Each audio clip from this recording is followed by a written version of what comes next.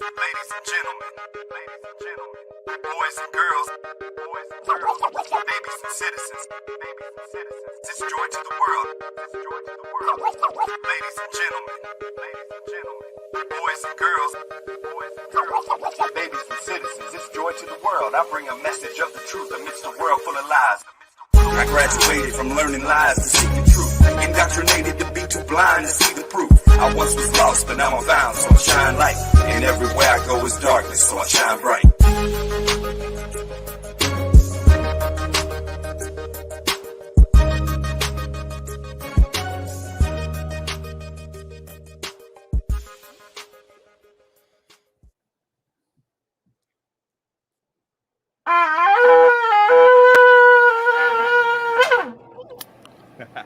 Happy Feast of Trumpets to all those who are celebrating, and happy Fall Feast to all those who may be celebrating other fall feasts at the time. If you haven't celebrated these things, I'd very much encourage you to look into it. But welcome back, guys, to another episode of Uncommon Ground. This is episode 19. Another special guest today, but as always, I'm joined by my special co-host, Sean Griffin. Hey, what's this? That was a for effort on the trumpet blast there. I think that takes some practice. That's a beautiful shofar you got there, brother. Happy Feast of Trumpets as we celebrate today, everybody, and to you, my brother. Also, I'm just excited for our guest today. I think we got an incredible guest. If you guys haven't seen him before, stick around. I think you'll be really blessed by what he's got to say, by what he's been doing. He's going to update us on what's been happening. So I'm excited about it. But yeah, man, episode 19, Wes. This is to me, this is like kind of like a milestone. Like we're really. I mean, we're putting together a legit first season. We're trucking along. That's right. We got a lot of good presentations put forth. If this is your first time watching us, I know we got a big crowd probably coming over from Austin's viewers. So if this is your first time watching us, I'd very much recommend checking out the rest of the series, man. We've had a great time, and a lot of people are telling us they're learning a lot of things that they hadn't before considered about this creation model as we've come to learn the truth. So many of us have, come to some absolutes, right? No curvature, no spin, no motion to this earth, but there's more to it that God outlines in his word. And so I'd love for you guys to stick around. But otherwise also, I don't in my line of work and with what I'm doing, my situation where I'm at these days, I don't get a lot of time and a lot of chances to take people up on the invitations to fellowship very often. Sorry to those of you who always are asking me. I love that. And I just want to say thank you to everybody being here for the case that this feels like fellowship to me when I can't have it. So I love you guys and thank you all. Yeah, for sure. For sure. Yeah, I think a lot of people in the chat might feel the same way. They love chatting with each other in the chat and seeing us live. I was just thinking about this before we started the show. You know how they all, like back in the day, they would, in the 80s and 90s, they would have sitcoms that had a live studio audience. Yeah. They'd always say that at the beginning of the episode, like the Cheers was filmed from a live, Fresh Prince of Bel-Air was filmed for a live studio audience. You know what I'm saying? And like, I always thought, man, that's crazy for the actors and actor, like that, because they had to just do their things. But I didn't realize as I got older, I realized later that those actors and that whole set and production, everything, they could do second takes, because they were literally we don't, guys. This is live. There's no second takes. When I when I messed up in the studio, it's a mess up. And the trumpet never sounds as good as you want to when you blow the shofar, but it is. Never. I thought it was going to blast us out the room, but it didn't, but it's okay. So guys, this is live and we appreciate you joining us live. And so we're going to speak to another brother tonight that we're excited to talk to because he goes out and he does live streams talking to people in public. So these are strangers he's never even met. Wes and I know each other. We like each other. We're friends. But this brave brother in the Lord, he's going out and he's actually talking to people about truth on the street. People that don't know him, doesn't know if he's going to get attacked, doesn't know if he's going to get arrested, doesn't know if he's going to get, laughed at. So, I mean, yeah, we're excited to have our guest here tonight. But real quick, I just want to notify everybody that we have just uploaded to our Patreon the fourth Project Firmament meeting. So that's our bonus content. Is you guys actually get to see behind the scenes as we have our weekly. Well, we haven't had one every week, but we have our meetings that we have about the project that we're doing to build the Firmament project that you see behind me. And so that's uploaded to Patreons, to our patrons. A big shout out to everyone that's been supporting us on Patreon or through other means. You guys are awesome. You guys really keep us fueled and going. So it's amazing. Yeah. So guys, if you haven't already though, this is our Patreon page. This is the latest post that we just updated, so you guys can watch that. I think it was like an hour and 15-minute meeting. Yeah, And we hung out there for a good bit. We talked about all kinds of things. Actually, it just didn't stay on the Firmament project. We started talking about other Bible stuff, and Of course. so oh, that reminds me. Wes. Let me, after we introduce our brother, I got to run and get a prop real quick, and then I'll come back. So yeah, okay. I might be.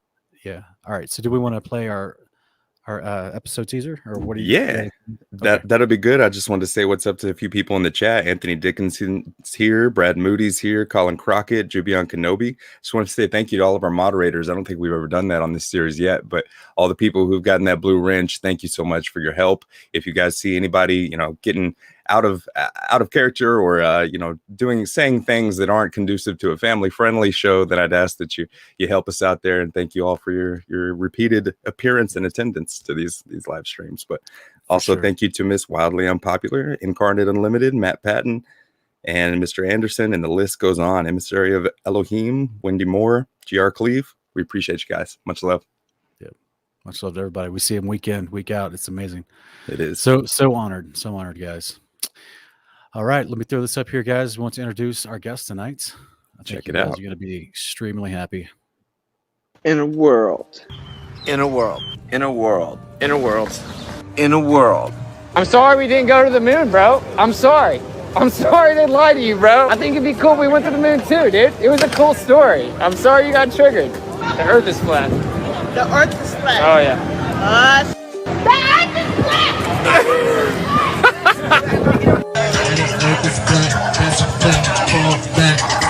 This is what we get, by the way. We get assaulted, attacked. We have people that come up and try to intimidate us, physically assault my camera. He's trying to block the stream right now. But of course, we have an observation 1 foot off the surface of the earth off the coast of Cali where we see the horizon over 10 miles. That would require the radius of a ball be 264,000 miles.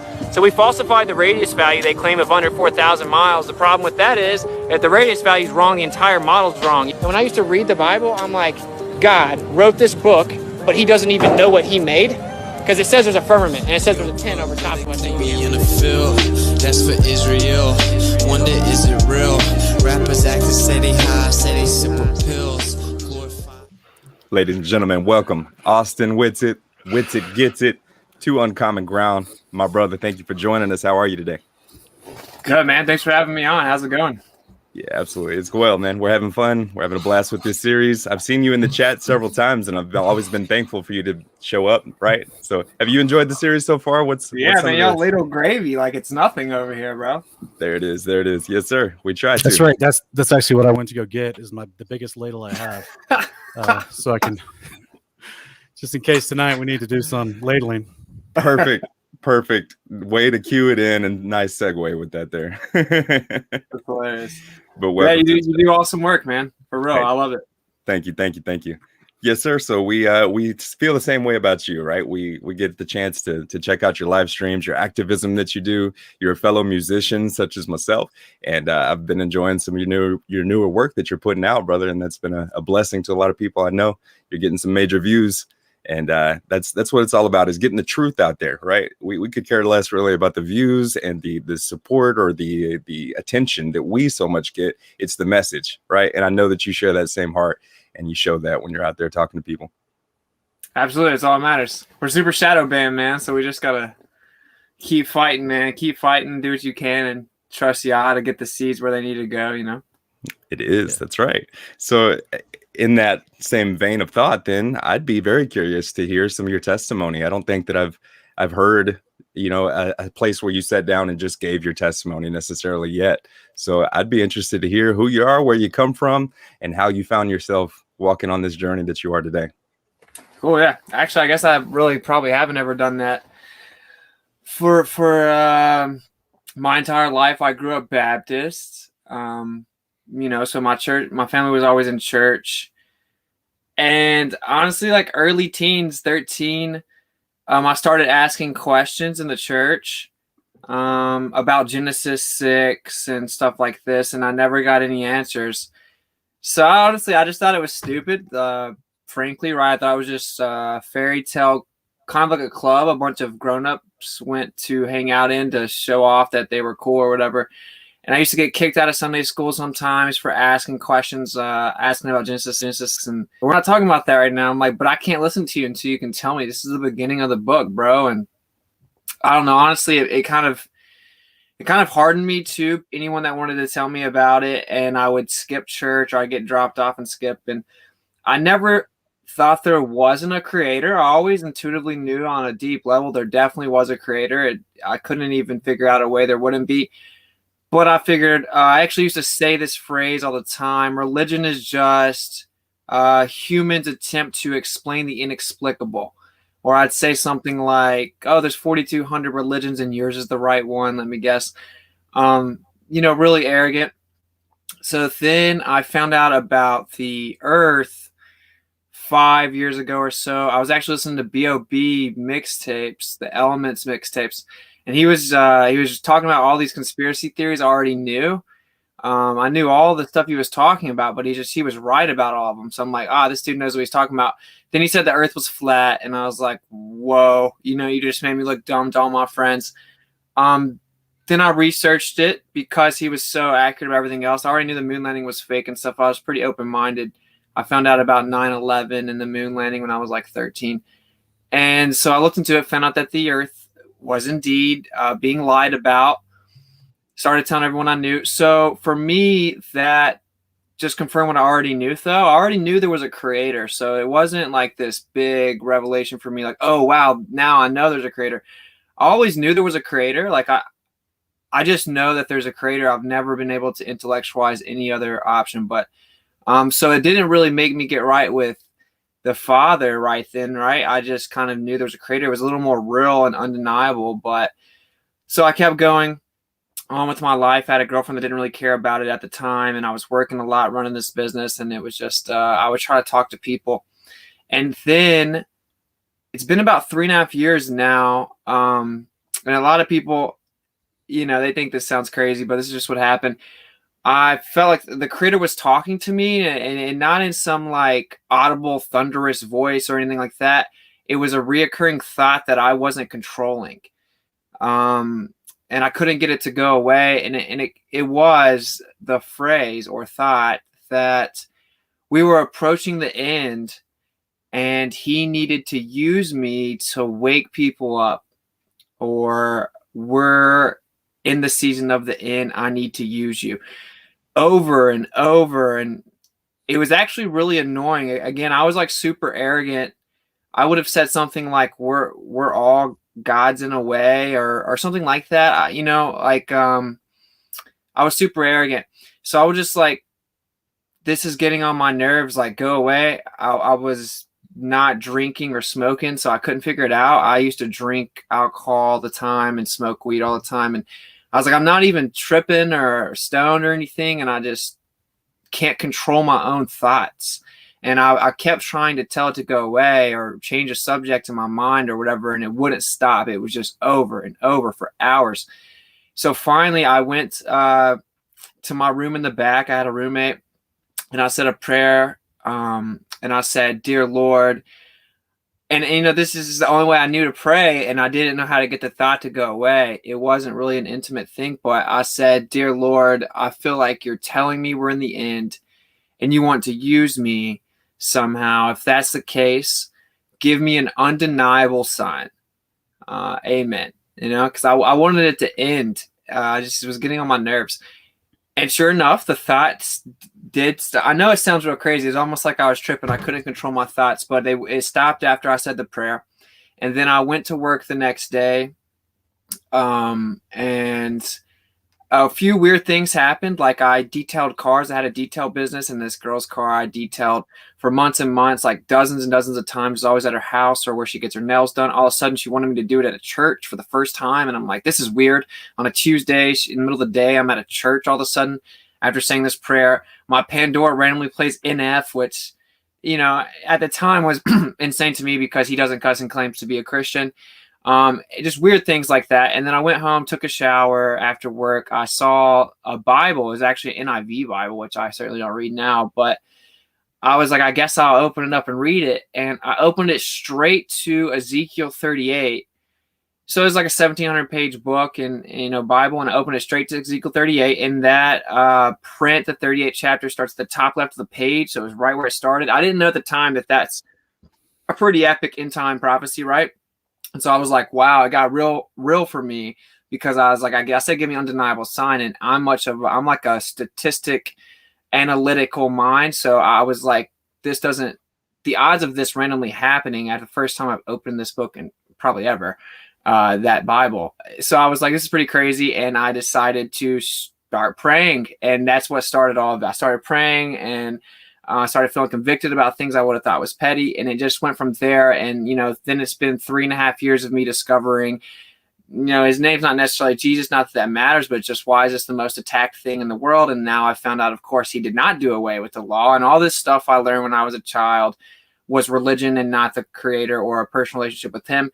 And so I'm still growing. I certainly don't know everything. A lot of people look to me for all the answers, and there's no way I'm even close to that. But there's a little brief summary. He basically sat me down, and the more that I would obey him or be willing to follow him, the more he would bless me and show me answers. And that's where we're at now. Now we're just out in the world. Well, Austin, when you asked the creator for an undeniable sign, we actually have some rare footage of that right here. You ready? This is his reaction when you asked for that undeniable sign. He's just getting ready. Just getting ready. I've actually learned that. I've learned that since he actually wants us to assert the authority he gave us. I didn't really know that, right? But he's like, tell him what you want, tell him what you want to know, and he wants you to do that. So that is what I envision it being like. He certainly did, bro. Yeah, he definitely is good at coming through when people ask for him to prove himself. I think that's the challenge I put out to a mutual acquaintance of ours. I was like, just pray that, just take the challenge I did, because that was what it is. I need you to prove yourself to me. I want this to be real. I don't want to be like these fake people I saw growing up in church. So that's sounds pretty exciting. It's very similar to the prayer I prayed as well, right? Like, I've heard these things. I grew up thinking that the Bible was true, and you sent your son, and I didn't even ever read it much, but I asked him, if these things are true, show me. If something else is true, show me. And so it's very similar, right? So yeah, that's a powerful testimony, because it just goes to show you got 3 people right here who basically have said that, and then he showed them, right? Right. That's the amazing part. So very humble of you, brother, and I'm thankful to finally have your testimony recorded for other people to hear and see, because it moves. It definitely, there's work that the Holy Spirit can do when somebody hears a first person, verifiable testimony like that, where you share your experience. So I'm thankful. Yeah, of course, brother. Absolutely. That's exciting. So you had a progression of coming into stronger faith, stronger understanding, seeking for answers. You then realized and was introduced, and then didn't just discard the idea that we should question what we've been told about the shape of creation. You started investigating that for the last 4 or 5 years. And now here you are trying to explain the shape of creation to people, just like that person did with you 5, 6 years ago, right? Exactly. Yeah. So now you're trying to explain it to people, and you've been going out city by city on a tour, the Masquerade tour. We won't mention the previous tour. And so, but yeah, even then you were having a good impact. In fact, I watched this one video that I think you were still in Florida, and you were speaking with a guy. He had this NASA t-shirt on. He's watching a launch. It's like 5:30 in the morning with you. And, I know you don't have a lot of time. You may not have a lot of actual technical hardware with you, but if there's anyone in your audience that has the time to clip videos out of your content, you've got some really juicy meat in some of your videos where you're having these conversations. And that was one that stuck in my mind, that I've even wanted to talk to Wes about clipping that conversation with you and that guy, because he claimed he worked at NASA, right? Yeah, contracted for NASA. Yep. Yeah, and you were just blown, like he had nothing to say back to you. It was crazy. It was hilarious. Like even the triggered normal indoctrinated responses weren't even coming out. And he was just like basically listening to you, which I thought was wonderful. Dude, and I will say, I definitely need to clip him. I never feel like I have the time, but that guy, I started hitting him on a real level. We debated a long time, bro, but I saw him break. I saw his eyes water up, and so I just gave him a hug, man. I told him, I was like, man, the Creator loves you, man. Just appreciate what's around you. But you would have surprised me if you told me the person I was there to talk to was someone that worked for NASA. But sure enough, man, like you can't put anything past the Father, bro. I got chills just now. Yeah, that's cool. Have you seen that clip I'm referring to? I don't know that I did. No, and I would love to. I was even trying to like browse through some of the debates and activism that Austin's done to try to clip something. I just didn't have time, but that sounds like the perfect one that I would have chosen if I knew. I'll have to go back and find it. We can't start playing it tonight. We won't get to anything else because it's captivating. Because like not only is it kind of a beautiful moment with the sun. I think it was early in the morning, right? It was like very early in the morning, or an early fake launch. But that this guy was out there too, and he was just ready to just get smacked with the truth. It was beautiful. He was there. He was there. So I've experienced lots of different things where the people put, whether it was when I did in the last 3 years doing my channel, or it's been other points in my life where people have put, the Father has put people in my life that it was just like, it was the thing I needed at that moment at the exact time, or I was there saying something to somebody else and it was what they needed at the exact moment at the right time. And that's why I was making the Miyagi joke, of him just getting ready to work on Danielson. That idea of how masterful the Father can just manipulate circumstances and people. And I should say manipulate, but orchestrate. Like there's a better way, because even in the orchestra, all the people playing the instruments choose to be there playing the instruments. Sure. So he's not really forcing them, like they're not like puppets on a string, but basically he does orchestrate people coming in our lives, and for us to come in out of people's lives and bless them and just share truth. And it's an unstoppable algorithm that he creates in the world that the enemy cannot squash or suppress, even though they try at all costs. It truly is unstoppable. Very well put. We're so happy to see you out there. How do I put this? Like you are like you're going out there and you're not in one place for too long. So it's kind of a unique feel is what I'm getting at. What I've noticed, what I thought was interesting, because you and a few other gentlemen, right? You guys have an RV and y'all are traveling around. Yeah. One other guy, Chris. Oh, just one other guy. Okay. Yep. So you're going city to city. You're not there too long. So it's not like anyone can really come after you. They don't know where there's no, stable place, and you're sharing truth at random places. So they don't know where you're going to be when you are in the town that you're in. So without the suppression of the algorithms on the video media, otherwise, unless they're just going to straight break the law like they did at Mount Rushmore and try to arrest you. In fact, would you like to tell us a little bit about that? Yeah, sure. I haven't put it on my YouTube yet because there's ongoing court, but I have the original interaction with the cops on a GoPro. And before I went live, and he told us, I was like, can you cite the ordinance? And he was like, oh, this guy wants to be cited. And he called his buddy over there, like, write him a ticket. I'm like, no, we cite the ordinance, bro, so I can know it. He's like, I don't know what it is. And then he told us we could go right there and do it until he figured out what it was, and that he would then get us down to the amphitheater to do it. And then everyone else saw the rest on the live stream, where they just come up and then they arrest me. And he's got this notebook of paper. I'm like, can I see the ordinance? He won't give it to me. And to be honest, of course, the ordinance is illegal. But I was still just trying to comply because I don't want to get arrested, but he wouldn't tell me what it was and wouldn't let me read it. And sure enough, I got arrested for ongoing activity requiring a permit without a permit. And that is exercising your First Amendment outside of the free speech zone, which he told me I needed a permit there as well. So clown world, bro. It's crazy stuff, but it is what it is. And that's ongoing. They just now sent me my court date 2 days ago. So we'll see how that goes. There was even a sign there in that park where you were at that said First Amendment zone, right? Yeah. So really they just wanted to make it about the amplified sound. Is all they wanted to try to get you on something. Yeah, it's crazy because he also told us we couldn't have our sign, and then he said that anything that gets the attention of the crowd. I'm like, oh, so we can do nothing is what you're saying? Like we can't make any impact is what you're saying? Like, go ahead, I'm like, is it Nazi Germany over there, or what's going on? I'm confused. And in that case, we need to go ahead and cite these carvings on the mountainside, because that's everyone seems to have everyone's attention. Like it's crazy. They told you couldn't do anything that got the attention of the crowd. Yeah. What? So I'm like, dude, I'm not leaving, so like, if that's your not option, what the First Amendment says, right? Dude, It's the opposite of what the First Amendment says. But So I'm not this- worried this about the court federally- case. This sign that we're looking at is federally produced, if you will, by federal tax dollars for this park for this park services regulations to literally tell people we're ignoring the First Amendment because we're going to now arbitrarily designate where you can have your First Amendment. Like, Right. they're literally telling you with the sign we're ignoring the Constitution. So like it's getting crazy out there, guys.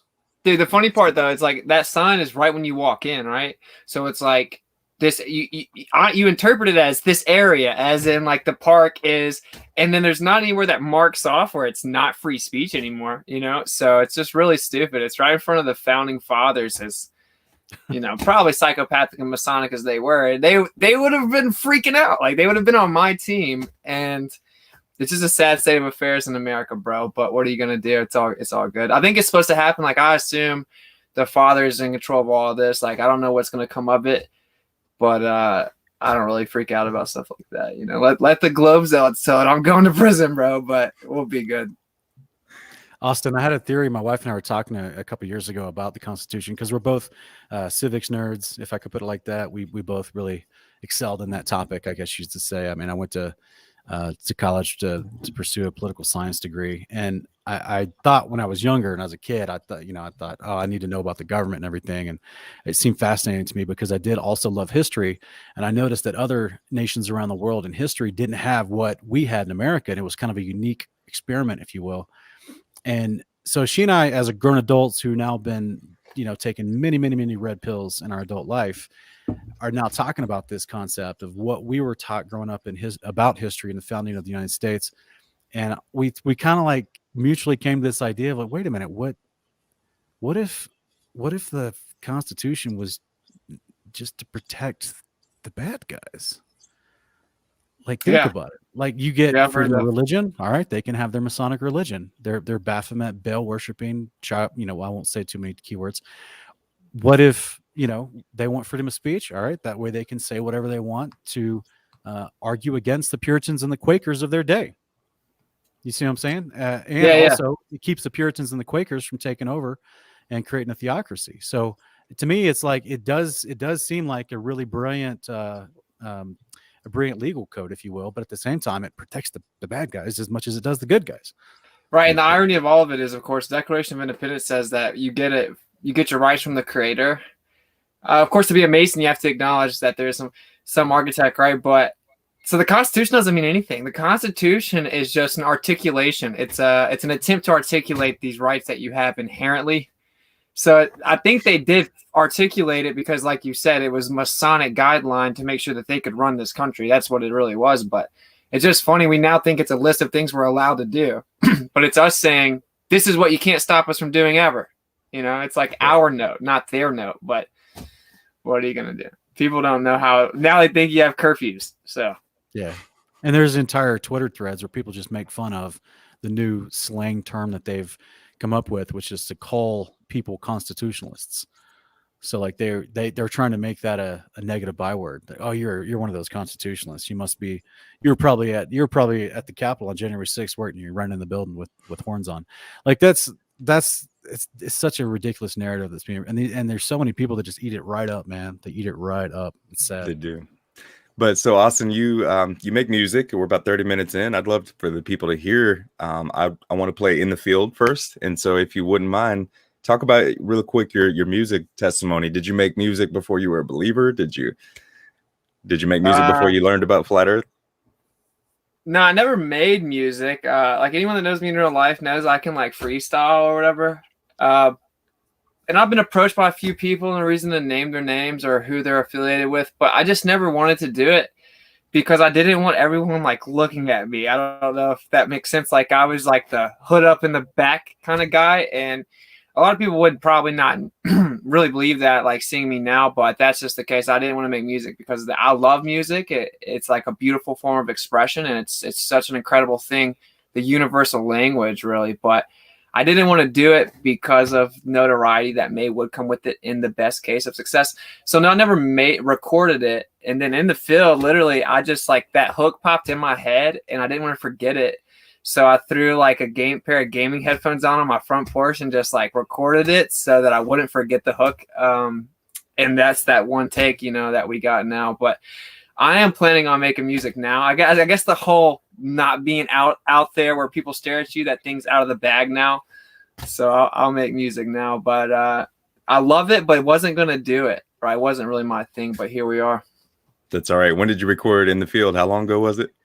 I think like November last year. It's crazy. Kai asked me that earlier. I wouldn't have known. But I think November of last year, I was just sitting on the front porch and I didn't want to forget it. You said you did it on your phone? You recorded it? The version I did it on like a pair of gaming headphones on my iPad. Nice. Yeah. Just goes to show I've seen lots of people make some really high quality professional stuff with iPads and stuff too. So it's a possibility. I mean, it could be better. It definitely could be way better, but it's all right. Hey, you got some huge views on it, and a lot of people are loving it. So let's play that track. This is Austin Witsit in the field.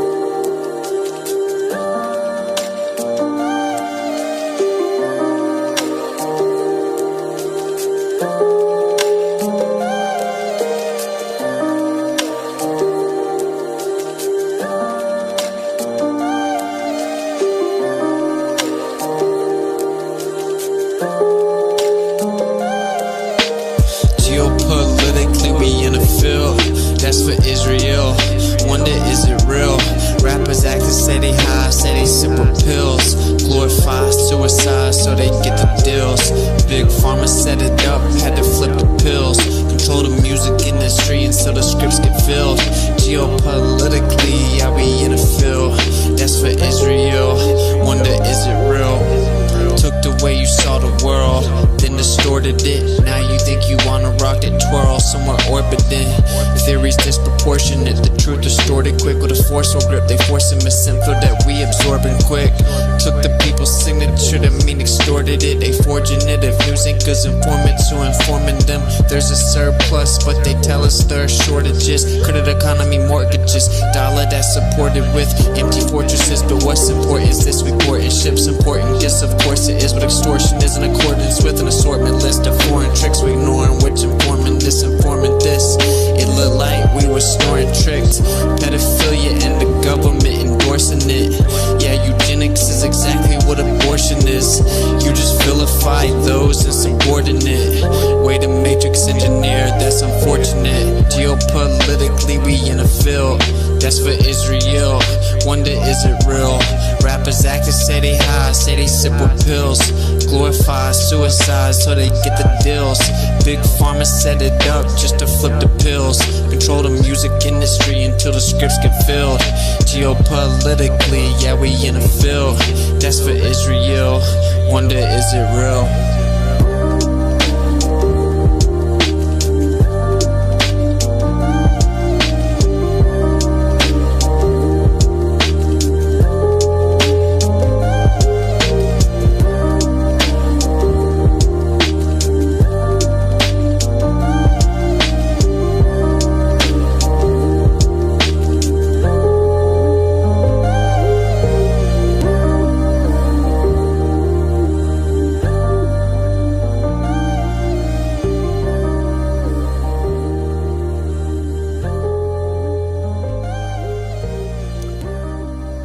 This is a call to all my gravy ladlers. If you got your ladles, put your ladles in the sky one time like a lighter, right? Your ladles in the sky. Good times. Or That's if we're dyslexic, we can grab your ladles and untie. There you go. That's a really, really good beat selection. It's so smooth. It's got a nice chill vibe, and I think that's what attracts a lot of people to it. And then they get the gravy ladled on top of it. Lots of little truth bombs, and so you're getting good at it, brother. Keep going it. Keep doing what you're doing, and it's great work. Thank you, man. Your music's fire too, bro. I play it all the time when I'm out on the streets. Thank you. I did catch one time where you played "Wake Up." Where were you? Niagara Falls. I played it at Niagara Falls. I played it a few great. times, yeah, and sometimes not on camera as well. But it's pretty cool. It's pretty cool. It's almost like you got to glitch the robots out. That's why I think remixes are good, because they're like ingrained with the song. You know. Yeah. It's sad if they've never heard it, they kind of tune out. But No. What do you do? Get their attention with something familiar, right? And then show them the truth. Yeah. I think I just figured out a way that you could help support your tour. You get customized ladles with Witsit Getsit right here. People can buy your ladles. Oh, Support you. I don't think Teespring is going to carry them, but I could just see you can make them yourself. Just get stickers and put them on the back. I could see you just coming out of Target with like 500 ladles. It'd be hilarious. We'll have to hit up my spread. See if my spread has the hookup. See what you use for your merch. That's what's up. Good times, guys. I've already been censored on a merch store, man. I was censored. I used Stream Elements and got censored, kicked off. They kept all the money too. It was crazy. So no way. Yeah, bro. Like I was like $600 but profit, right? And they kept it. I don't know where it's at. I never got it. Good grief. Yeah, see, that's horrible. That is a concern in this day and time. You know, even money that they steal it, right? The money that you rightfully earned that was given to you. Crazy stuff, man. Yeah. In fact, people keep mentioning Lighthouse in the chat, and that's something that I've had the privilege to sit in on some meetings for the development of Lighthouse, and one of them was a bankers meeting where I got to see just how serious they are about censorship, and it's real, guys. Like they at a high level, we're called like merchant bankers who report to Visa, MasterCard, and Discover. Like they have a list that they've been given that they can't support platforms that specifically social media or marketplace platforms that sell certain items or have content under certain topics. And so they read this list off, and I was just sitting there going, oh my gosh. Like they're closing the net, guys. They're trying to close the net. Oh yeah. So yeah, that needs prayer. Like Lighthouse needs prayer, but we all need, anyone that's going out here trying to do this, we need prayer. Because I mean, people are going to bounce around to different platforms over time and build different followings in different places. But, you know, it's a fight. It's a battle, man. It's a legit battle. And the average person that just watches the videos that we put out, they don't see, like, you know, we get a video taken down or we get something that's restricted because guys, it's not just to take the video down. That's too obvious. So that YouTube stopped doing that for the most part. They still do it selectively, but like, as much as they used to do, they stopped doing that because it is too obvious. Now they just demonetize it, which means they never suggest it to anybody because they're not getting paid on it. And the guys, and I've also been in meetings on the back end where I hear how much it costs to stream both live streams and just regular streaming for platforms like YouTube. And so if they're not monetizing the video so they get paid to show your video to people, then there's no financial incentive for them to ever suggest your video to anybody. So it's an easy way to censor everybody. Yeah, when you turn that monetization on, dude, they strike you super fast. I used to, back in the day, I would have videos deleted, but they wouldn't say anything. They wouldn't even say anything. Like the video would just be gone. And then I can still technically monetize. I have a whole bunch of people that get mad that there are ads, but really it's just as soon as I turn it on, dude, it gets censored. So it's like, I don't know. Just fight the good fight, man. You know, but I can say I've yet to monetize my channel and they still put ads on my videos. Oh, really? Yeah. Wow. Yep. So that's how it is these days. So you're absolutely right. We got to fight against, overwhelming odds sometimes just to be able to plant some seeds of truth. But the sower sows the word, and that's what we got to do.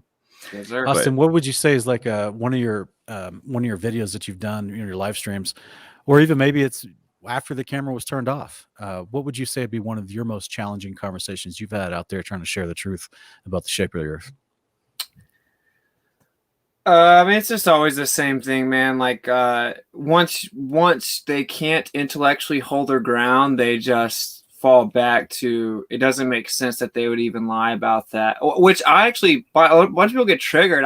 That's what I thought. You know, I'm like, what's the motivation to lie about that at first? But that's the hardest thing to break through about the earth specifically is they can't wrap their mind around why. And even when you tell them that it changes everything and now there has to be a creator, because how else is this? They just can't fully understand it. It's this huge roadblock. So for me, it's that. It's like the people on the streets they know nothing. They know nothing. No one can win my $100. It's not, they can't debate the earth. Not even close. It's a joke, but they just want to know why. It doesn't make sense to them why they would lie. They can't wrap their mind around the magnitude of the lie, you know? So that's the roadblock for me. We got someone here tonight asking that question literally as it's coming out of your mouth. Globe Earth Moving is their name. So Austin, what would you say? Lying about it? What's the point of lying about it? What's your answer to that? Yeah, I'm like a flat Earth robot now. So I have my list. It's like, well, they get $60 million a day at NASA, but the government would never lie for money, and that's like petty compared to how much they steal. Ancient maps show extra land. I don't even necessarily believe that, but if there were extra lands, certainly the most valuable thing in the world. But they would never lie to hide land and resources. They just start entire wars for that very thing. And of course, if you can't believe any of your senses, so you feel like you're not spinning, but you have to believe you're spinning. You see the horizon's horizontal, you have to believe it's curving. You see the stuff in the sky moving, you have to believe it's sitting still. You can't trust your own senses. You always have to turn to the authority to tell you how to feel because you can't trust yourself to figure it out. And of course, the biggest, most obvious reason is if the Earth is geocentric, is the center of everything, it was created, and it is something protecting the Earth. It's not spinning around, about to get hit by an asteroid and kill you like the dinosaurs. And of course, if you know there's a creator, you're much more powerful. Certainly, if you're going to get right with the one true creator. So that's what it is. It's to hide the creator. It's a spiritual war, and we're fighting none other than people that hate the creator. So there's the answer. Well said, brother. Yeah, it's like a verse you have memorized almost, right? Yeah, like a song. straight up. Straight up. You can just speed through it. I love it. Yeah, you're always dropping those facts. You got a lot of things memorized to where you just rattle them off, and then the average person might just be like, "Hold on, I gotta sit and soak that in first before I can say anything back." Yeah. I get word salad allegations a lot. You just I've word seen salad. Yeah. Speaking of, I saw a debate against Simon Dan that you did. You've done a couple of those, right? Oh, not live debate. He would never live debate me. It would never live. So I've just seen a couple of them, and you make a really great point with the visible, apparent horizon versus the geometric horizon. And so that's great. But real quick, you just mentioned the $100 challenge that you do. And since we didn't have time to put any videos together of your activism, I know you have like a hook question, right? To get people to think, oh, that's easy. So if you would go through a few of those questions that you do with people and describe what you do, right? You're out there with $100 and you say what?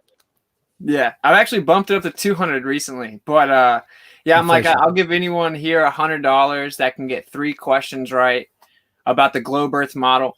Right, because when I say the Earth is flat, you think it's crazy. And so if you think I'm crazy for not believing what you believe in, you should certainly at least know what you believe in, right? And I actually use the scriptures as the analogy. It's like telling me the Bible's real, but you've never read Genesis. You should probably inform yourself about it first. And so the first question is the same for everybody, never changes even when they hear the answer. And it's how many times does the Earth spin every day? How many times does the Earth rotate every 24 hours? This is the easiest question I can think of.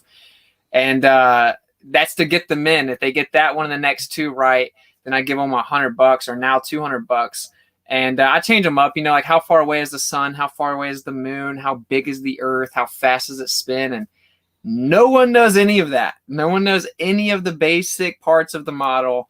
And that's the point, right? Is to try to break through their cognitus and show like, you really don't, if you're being honest, you don't know about the conversation. But I've been around the entire US, bro. Like we were talking about it pre-show, 8 months, I think. And no one's won the money. The only person that's won the money was a flat earther that actually watches my channel. He was just trolling me, and then he gave me the money back. So it's a crazy world, but it's an attempt to break through their cognitus. You said a flat earther you met up with that already knew about you. You didn't know who he was, but he trolled you in answering all those questions, took your money, and then said, "Nah, I know who you are." And I watched your channel. Yeah, that's wild. That's really cool. Hey, and I will give you props too. I saw today that you had a little kid who almost pretty much got the answers correct on those, and you gave him some participation money. He didn't. I think he missed one of the answers, but you were just really sincere and genuine about it, and giving that kid some participation money. I thought that was cool. Yeah, I give the children participation money because like that's really the main reason I do it. So. Like, cause if you're a grown adult, you want to believe the lie, whatever, bro. But they're lying to children. But I try to throw them like a 20. I only had like a few bucks for the guy in Venice Beach, but I was like, but you always tell them, but you have to hear me out. Like I'm gonna give you participation money, but you have to hear me out. And then I tell them like they lied about the Earth. Think for yourself. I see that. Love you. Do you ever have parents get defensive in those moments if it's a child that you're talking to, where they come up and say, stop lying to my kid or anything like that? Yeah, sometimes like it'll never even for those parents that won't get into the questions, like they'll stop it beforehand. They're like, no, they'll pull them away. I'm like, dang, you're not even gonna let them try to win some money. But surprisingly, if they have the interaction with me, and certainly if I give them participation money, then it kind of breaks the guard of the parents. So like you're being nice to my child, they'll shake my hand or whatever. But it's hit or miss. Some people get triggered because like they think we went to the moon, man. You're not gonna tell my son that we didn't go to the moon, So it's hit or miss. You never know. They start spiraling. They're at home trying to see if they can get a second mortgage to buy a plane ticket on Blue Origin. Good times. What's some of the most apart from getting arrested, apart from like the challenges and just the conversation, what would you say was one of your most crazy experiences of somebody getting like aggressive or somebody triggered beyond control? Probably this guy in St. Louis. A lot of people get mad, but I'm never scared of them, honestly. But this guy in St. Louis was hilarious. He just was screaming at the top of his lungs, like getting in my face. The guy I'm talking about in the little chop up, the little mantra he did, like he was going crazy, bro. Screaming, spitting, couldn't speak. And I'm like, bro, this is wild. It's almost like people that get mad at you when you talk about the scripture, something takes over them. But that was pretty crazy. He was like threatening to grab my camera, and he just, I don't want you lying to these people. And I've had someone at Venice Beach come and grab the tripod and throw the tripod and the phone over in the corner. I've had people grab my phone all the time or get in my face and push me, and but it never escalates too far. Yeah, this guy, this was pretty crazy. This was hilarious, and I just tried to converse with him about the actual subject, and it's like you're not talking to a human being anymore. It's a wild experience. Yeah, because they can't think of what to say back with an intelligent answer, so then the anger comes out, you know. Yep. Oh yeah. And it's just like you're the deliverer of bad news, you know what I'm saying? So you fight Stockholm syndrome effectively, and it's awkward. Really though. Nobody likes hearing that they've been lied to. Nope. Yeah, I mean, the first time I heard it, I was in the gym on the treadmill, and I just started laughing out loud. The girl next to me on the other treadmill looked at me like I was crazy, you know. And I had this sick feeling in my stomach, and then over the next hour, for whatever reason, just because the pride kicked in that moment, I thought, this is dumb. This is so stupid. Like, I'm just going to listen to the rest of this because it's so dumb. It'll be entertainment value, you know. And then as I listened to the rest of it, that little sick stomach got worse because I started thinking about all these scriptures I've been reading for 2 decades, you know, and I'm just like, wait a minute, this makes a lot of sense. I didn't understand that why Genesis 1 said this unless I apply this into the equation, and suddenly it makes perfect sense, you know, and like, oh my gosh, that means the firmament's real. And that was the day the firmamentalist was born, because then I was like, oh my goodness, because then over the next couple of months I started listening to all these different debates about the topic. Exactly right. God's like, yeah, I already put so much in you, Sean. The moment that you hear the right piece of information, it's going to make it all come together. And because I loved puzzles growing up, I loved, you know, like, like mystery investigation stuff, that kind of thing. Like I went to, when I was younger, I went to a murder mystery dinner. And I was like 30 something people there. And I was the only person that won. I was the only person that guessed the motive, means, and the weapon. And it was just kind of interesting because like my brain's always like that. I'm trying to figure stuff out, you know? And it was funny because, someone said they ordered my hat, even though I don't offer it on my channel. So I got people out there trying to make this hat. Until now, I've had the only one. But so basically, like when I heard this information, this interview that day, and after I got through that sick stomach feeling, I mean, as much as I try to be a loving, gentle person in my life, I can't promise that if I wasn't just listening on my headphones, working out, and if I was having a conversation with someone and they brought up that topic and I went through those emotions internally, I can't promise I would have not acted like a jerk in that moment, laughing at them or mocking them or having that initial knee-jerk reaction of being like, oh, that's pretty dumb. Why do you believe that? You know, but thankfully I was in an environment where I really wasn't interacting with anybody. I was just kind of minding my own, and the Father let that work through me and go through its natural process of overcoming that indoctrination. And I'm just so grateful, guys. Like, my goodness, the whole Bible makes sense now. Yeah. Makes a lot more sense when you understand the setting. And that goes to something you had pointed out earlier. It's just the Father will orchestrate, and you might be there on the mic somewhere, Austin, and then somebody 30 feet away that you might not have ever even seen could have overheard you say something that fit along with something that they heard the day before or that they read last week on Facebook. And then now all of a sudden the culmination of these experiences and these little hints being dropped here are speaking to them. And now they're like, what's going on? Somebody's trying to tell me something. And so the Father moves us and puts us where he needs to. It's a beautiful thing. And so I've experienced that as well on both sides of it. Yeah, exactly. That's what that's what I always try. People ask, like, do you really think that people wake up like this or whoop de whoop? I'm like, I mean, dude, I don't know who's hearing what they need to hear, man. I'm just going and I'm going where I feel led to go, and I know the creator's doing things that are way out of my control.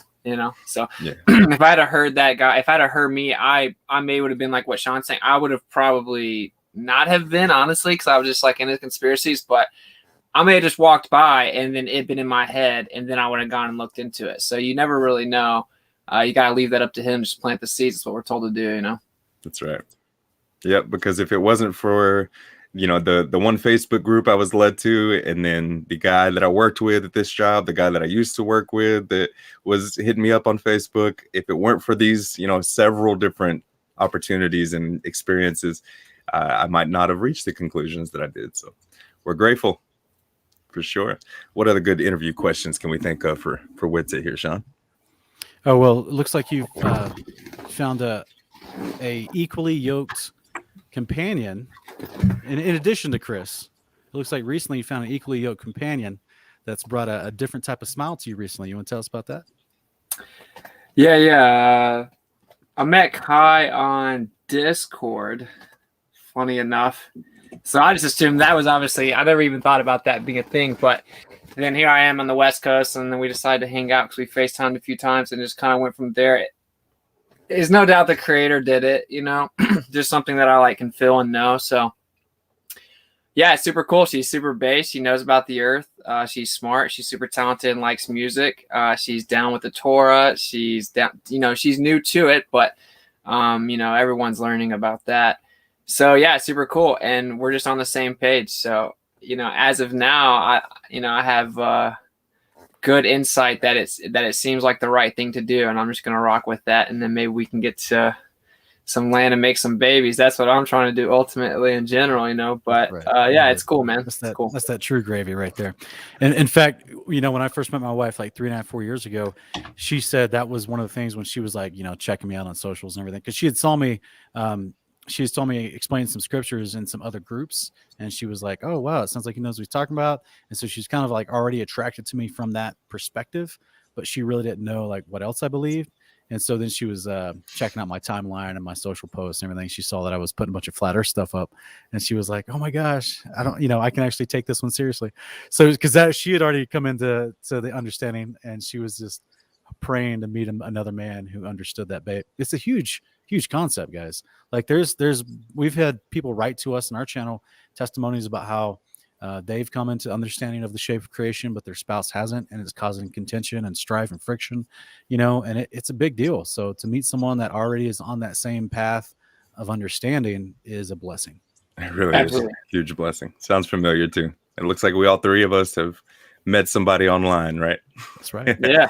I mean, if you're trying to stay away from the nightclubs and the bars, right, then your best bet is online these days. That's how it's happening, and it's a beautiful thing and a great way to be able to find like-minded people that you can be equally yoked with. So I'm happy for you, Austin. And y'all same to you, man. Same to you. Thank you kindly, yes, sir. So yeah. y'all have even made a duo of music, right? Y'all have been working on putting some tracks together. And hey, was that is Kai the same one that was dressed as Princess Leia at that video that I was watching earlier? Okay, right on. Yeah. And so go ahead. No, we thought maybe people would pay attention because she's got to know about space, right? But yeah, that's actually a pretty good ploy, right? Dress up like Star Trek characters or something, and start explaining why the jump into warp drive is just fiction. Did you want to play that combo song in a world? In a world. Do you want to? I want to hear it. Okay, let me cue it up. That's cool with you. So this is Austin. This is one you just recently made with your new lady. KYZ is her YouTube handle. Is that right?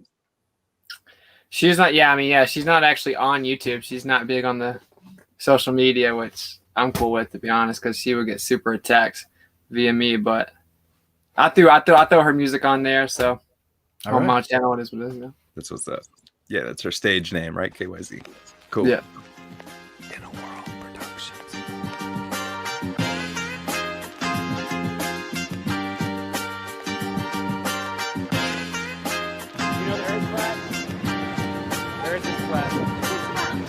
is flat.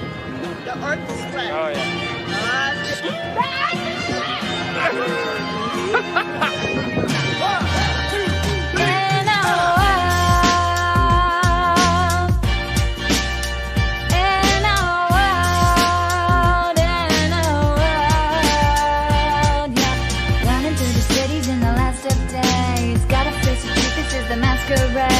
Waking up the public, time to liberate. No, you're doing great when they start to hate. In a world, yeah. Stockholm syndrome got me fighting with the slaves. But how they about to face the truth when they can't show their face? Not a system don't control me, yeah, the beast is getting slayed. Austin got the pout, they look sour, oh behave. But I'm about my father business, witness, he gon' get this praise. I ignore you cause of Torah, only thing that I obey. I ain't with the social distancing, but I'ma need my space. They be boring me with quarantine, so stay up in your place.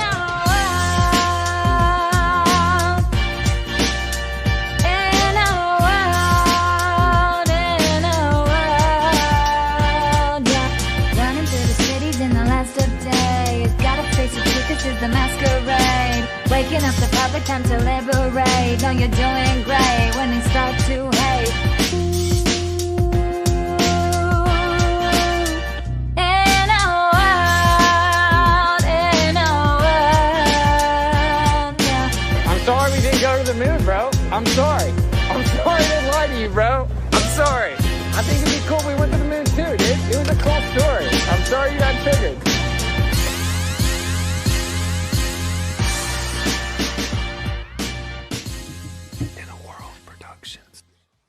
Fire. Nice. Another fire track, brother. Hey, I really enjoyed her voice on that. Like, she's got a unique flow and really soulful kind of about her. I think she's got a lot of potential there. And you are definitely showing more confidence on the mic. You're being more assertive with your wordplay, and it's coming off right. You got a good just delivery is coming about right. You're putting that together nicely. Thank you, brother. We didn't have much time, you know what I'm saying? Like, we kind of rushed it, so I just did my take, like, real quick. But yeah, it's cool. She's incredible, man. She really does. She just riffs, and she's on top of her game. So we plan on making quite a bit, and we kept that real short. Like, I just want to play. I wanted a song from my intro clips, like an intro to the stream. So yeah, pretty cool. Nice. Yeah, ain't nothing to it but to do it. Sometimes you just got to put something together, and you got a good product that you can work with at the end. The prodigal son said, "Wow, this I like." Mr. Anderson said, "Awesome song." Marcia said, "I sure like her voice." Deciphering Truth said, "Got that 70s vibe." So lots of people loving what you're doing. Yeah, great song. Mark Twain says, "Awesome." Rob Cameron. So getting some good feedback, brother. Keep it up. Sweet. Thank you, guys. Yeah. People love it. It's a good sound. It's nice to vibe to. We made the video really trolly, right? So it's like we the idea being like, if you can leave that getting mad, still being mad, then like you're hopeless, bro. I don't know what to do. It's gonna happen. They will spiral no matter what we do. Of course. So I've been thinking about this thing that we're involved in, which is trying to share truth in general. But sometimes we hit different topics. But like Wes and I, we talk about more than just the shape of creation, but this show is dedicated to biblical cosmology. Austin, you're on a mission right now where you're dedicating almost all of your message to biblical cosmology. I know that you and another gentleman do an occasional tour thing on Saturdays, but 99% of what you're doing, you're on the cosmological front.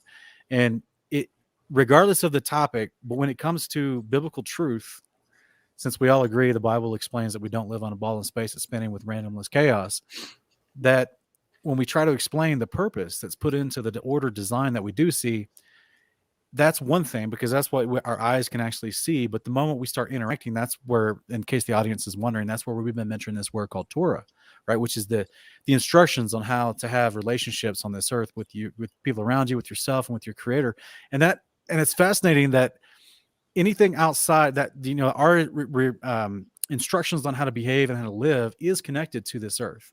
Like, there's lots of instructions from the law and the prophets that talk about your behavior directly affects the land you live on, and that land will be healed if you do the proper creator's behavior, because it was designed to go together, right? So it's fascinating to me that whether it's this topic that we're talking about now, or whether it's in other videos I do where I talk about different types of topics, whether it's the nature of the Father and the Son, whether it's, at what point do we implement these instructions versus other instructions. When you get to a place of people that have been taught bad instructions, and then they're brought to the right instructions, there is it's a spiritual war, like Austin said. Like there is an internal trigger that gets people, no matter, because there's so many different topics in the scriptures that people have been taught bad instructions or bad teaching, bad doctrine on those different topics. And so, like, for the past 5 or 6 years, I've just been seeing so many people like Austin, like West Blaze, like myself, popping up with their special topic of interest, and they're trying to help weed out that bad teaching and help people with the right understanding so that it makes sense. Now, the reason I'm saying all this, to try to keep the crowd understanding why I'm going down this road, is when you get the people into the right behavior and into the right understanding of where they live and why that behavior matters, because it's all practice for the kingdom to come, that it literally changes your response mechanisms. Like, it decreases the stress, it decreases the anger inside. I personally believe it's easier to forgive people for wrong they do to you. And I take some of this theory of what I'm saying from the example of the prophets in the scriptures where they were martyred for their belief. Guys, they all understood the firmament. Like they understood, Peter's talking about, Paul's talking about the third layer of the firmament, right? So is Moses. And the seventh layer, Moses is even referencing in Deuteronomy chapter 10. So, like, they all understood the shape of creation. These guys were willing to die for that proper understanding of how to behave with one another and towards your creator, as in this specifically designed wonderful place that we're in. Mm-hmm. And when people come up with the wrong teachings and get mad at them and want to persecute them, and even in severe cases to the point of martyrdom, like, they did that. They were willing to be about it, that life, because they realized there's more life to come.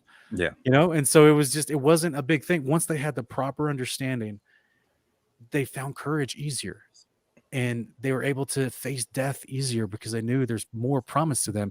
So anyway, to me, that's just super inspiring to me, that a lot of people may wonder, why did we make this show about this particular topic? And why is Austin out there going around the country, selling most of his possessions and sacrificing his life in the prime of his life? I mean, he's in his 30s, guys. He's fit, young man. Like, he's out there doing it, sacrificing he could be out there trying to, I don't know, play professional baseball, or who knows what his other interests are, right? Like, before all this came about. And instead, he's trying to help other people get to that point of a better understanding of that they're made by a creator. He loves them. There's purpose in their life, and that will help them get courage to not be deceived by perpetrators of deception. And Lord willing, hope for the eternal life promised through the covenant with our Father. So, like, I just think it's one of the most important topics of our generation, is to realize this idea of where we live and that we were created, and that the Father does care about our behavior because he wants us to practice his behavior, and that's what's going to create peace in our life, and that's what's going to give you courage and self-esteem. And because right now we're amongst a wild society of this type of generation that is completely led around like sheep, with blindfolds on and masks on right now. So, like, it's a rough, going out and trying to break through that. Like, that's why we want to have Austin on here, because we applaud his efforts, because he's going out there to face possibly getting that backlash from the fearful, while he's being courageous. And that's been a consistent thing throughout history. The people that crucified Yeshua were fearful because they didn't want to lose power control, because they had followed bad teaching that infected them like a virus. And so, thankfully, I'm saying, like, the Father promises us that if we are strong and courageous, just like Joshua chapter 1 verse 8 to Joshua, be bold and courageous. Do not turn from the covenant. I'm paraphrasing, guys, but he's encouraging. And Joshua says, Joshua was definitely a wholehearted, someone who has a different spirit in him, right? He's a man that the Father greatly honored and put him in charge of millions of people, and he had the courage to follow the commands even when it looked impossible. So, like, I just big shout out to Austin here, doing that in real time on the street every day. My circumstances don't allow me to do that, so I'm here in my garage doing that for you as much as I can. But he's out on the street doing it, and that's what he's been called to do. So, guys, please go support him. Hey, West Blaze, after the show, remind me to put his link in the video description. Yeah, absolutely. I wasn't able to fill out anything of that, but the way it's doing something weird when I set up the video announcement. That's okay. So yeah, if you want to do that, I'll get that taken care of for sure. It does take a lot of boldness, bravery, courage, all of those words that just describe the kind of mentality you have to go out and have to face people and help them wake up. And especially having that focus on the biblical creation model, on the truth of cosmology. I can attest firsthand personally that that's exactly what the Father used. He knew that would be the perfect stepping stone for me to be able to have an interest in his truths, to be able to focus in and get me to open up my Bible. And that ultimately led me to having the faith that I do today, which is hundreds of times more than I did before I knew about it all. So it's definitely a powerful thing. And so you're doing a good work. You're doing the work of the kingdom, right? To help people understand kingdom precepts, where the kingdom is going to come from. Yeah, no worries. Like I actually, whenever I did get right with the Creator, I had been talking on Facebook about Flat Earth a lot, and then I actually prayed and I asked if he wanted me to stop talking about Flat Earth, because I was already getting ridiculed so much for saying the Bible's real, right? And I was like, people are gonna think, of course you think Jesus is real. You think the Earth's flat. You're just crazy, right? And I prayed and then fasted, and I would just open the scripture straight to the Earth's immovable and fixed. And he showed me that he wants me to tell people about this. So I think we all have our own lane, I'm 29. I eventually want to have children and settle down. And right now is where I'm able to do this. And I feel like I was called here to do it. Mm-hmm. And then we have our lanes and our avenues. And I just feel like that's what he wants me to do, is to wake him up on this end, and the road leads to him, and then try to let him handle the rest. So that's kind of the way I've perceived all of this. I hone in specifically on this. Somebody else goes out there and they talk about Yeshua. I do integrate it in, but it's like I feel like he showed me he wants me to wake people up to the nature of what he made for them, and so that's what I'm doing. You feel me? Yeah, absolutely. Many are called and few are chosen, but so I just want to say thank you for answering the call. Of course. Thank you, man, for the kind words. If you don't mind, this is something that always comes to mind whenever, we've done a few interviews on the street with people as well, but obviously you're doing it on a daily basis. And this is what always comes to mind, is this idea here in verse 19 and 20 of Romans chapter 1. It says, "For what may be known about God is plain to them, because God has made it plain to them. Since the creation of the world, God's invisible qualities, his eternal power, his divine nature has been clearly seen, being understood from his workmanship, so that men are without excuse. For although they knew God, they neither glorified him as God nor gave thanks to him, because they became futile in their thinking and darkened in their foolish hearts." And so I just think it's fascinating that we have this, this first century guy, Paul, and he's trying to say, look, man, everything that's been made testifies, and people are without excuse that you've been created. And it's the most audacious line in all of history that's been pushed on our society in the last 120 years, that this idea of atheism. Even it's hilarious. It's like the biggest troll in humanity. Even the people that run the world, the evil psychopaths that run the world, don't even believe in atheism. You know what I mean?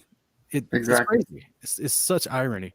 But also, I just want a quick question about, since I got the scriptures up, Austin, what do you think these guys here? Let me go to this chapter in Revelation 11, because I have a theory on what they're going to be prophesying. But what do you think these guys in Revelation 11 are going to be prophesying in these two witnesses that show up that speak for 42 months?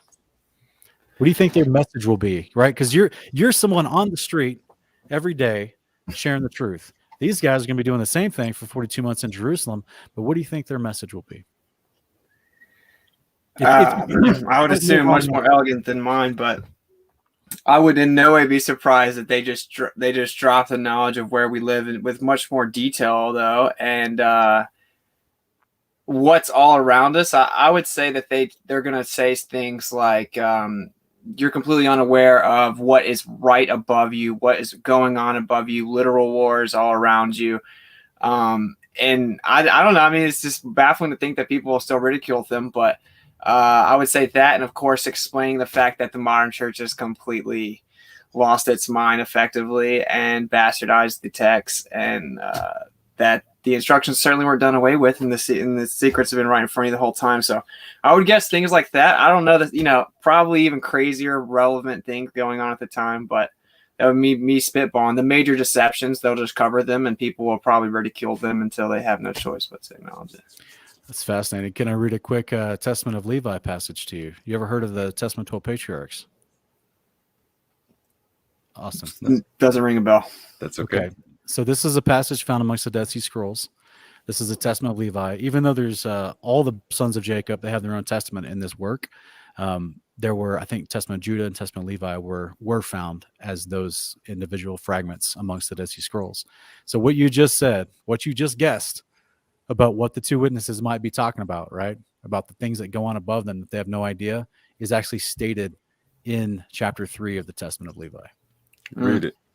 So it says, I hear, therefore, regarding the heavens which have been shown to you. This is an angel, by the way, given a vision to Levi.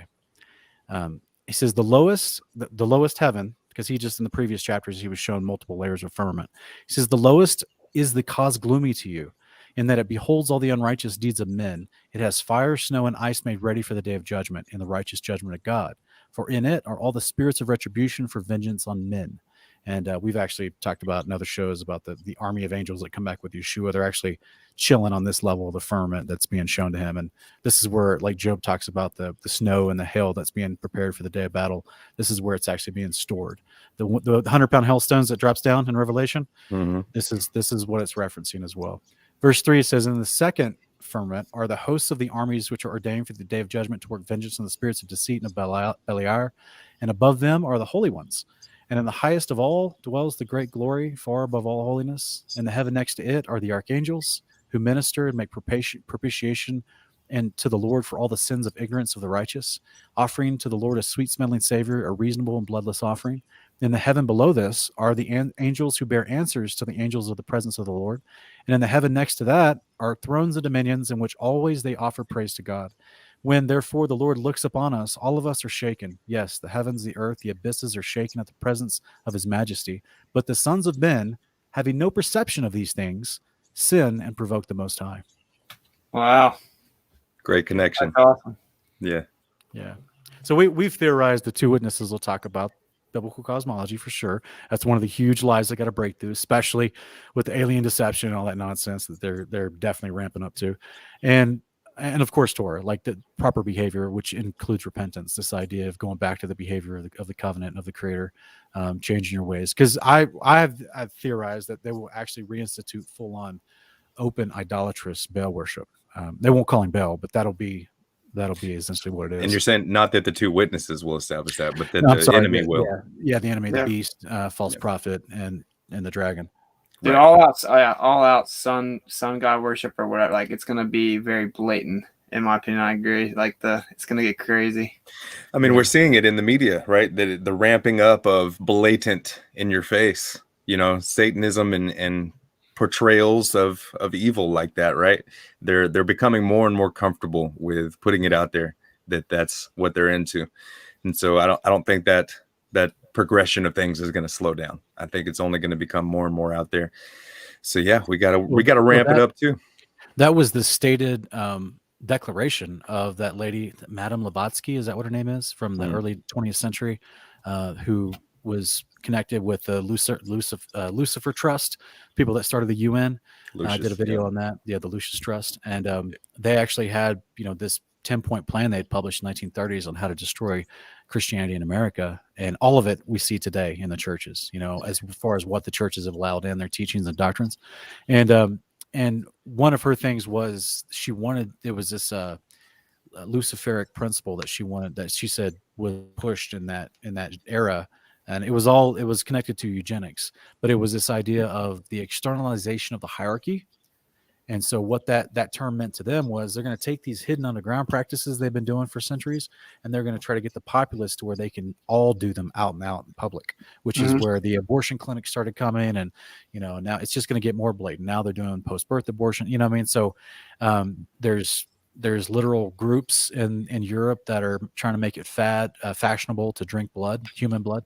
So they're trying to get back to the old ways we see in the scriptures for idol worship, to get that accepted to the general populace. Yeah, absolutely. You got the David Spangler or whatever talking about no one will enter the new age without the Luciferian initiation, and then you got the Albert Pike letter talking about they plan on orchestrating a war between Israel and when if the state of Israel goes down, then Christians will think that the scriptures are wrong and they'll do away with atheism and Christianity and bring Luciferianism out into the open for the entire world to acknowledge. So they plan on throwing it out in the plain sight, right? I've always been confused as to how they pulled off. Do they veil it as something positive? Probably, I would assume. But yeah, dude, it's just getting crazy. It's getting crazy. So yeah, because the Antichrist isn't going to step on the scene pretending to be Jesus. It's going to be blatant in your face against the Most High and His Son. In fact, we actually, where that idea comes from, Wes, we addressed that book in one of the series I do on my channel, Honor of Kings, where we look at extra biblical texts and we test them. And that comes from the ascension of Isaiah. A lot of people don't realize that because that theory, you know, theories get floated around, but people don't know where those theories came from. That particular one comes from the ascension of Isaiah. One of the oldest manuscripts that we could find history on was 6th century AD. And it is one of those that even the scholars in the 1800s, like openly admitted, like this particular book has been, we can't date it back to anywhere in authenticity to the, you know, to antiquity. And they admitted that there were actual emenditation, which is a word that means the scholars basically came in there and started adding stuff, and that there were 3 different texts that had been pushed together as one. And those particular chapters, the latter chapters of that, is one that the scholars are like, yeah, we don't know where this stuff came from. And that's the chapters that talk about how the Jesus character will be the Antichrist.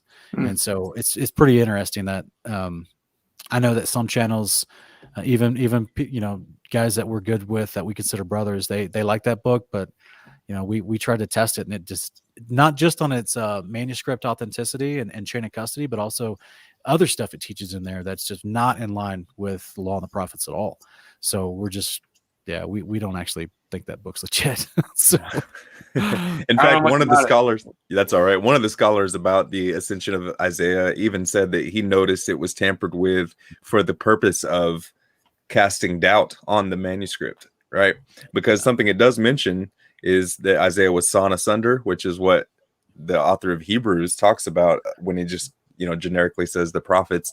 But, you know, there's, even though that's true, more than likely, and even though there are 7 firmaments, which the ascension of Isaiah says, it doesn't hold up. It doesn't pass the test with the rest of what it says. So you got to be really careful. You got to know your stuff so you can test what else. What you're quoting, it actually wasn't a scholar. It was actually like a 2nd or 3rd century, quote unquote, early church father. Yeah. Okay.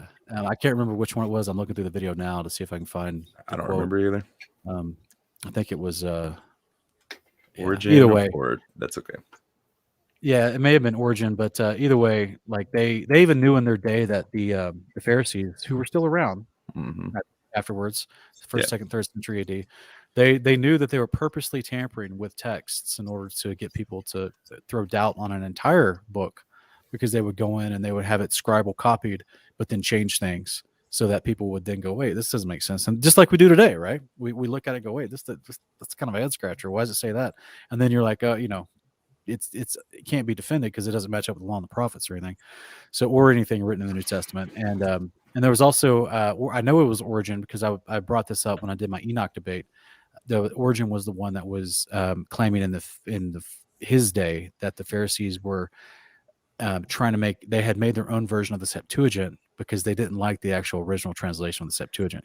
Have you heard this one, Austin? The differences between the Greek Septuagint, which was translated like between the majority of it, I think, was translated between the 3rd and 1st century BC.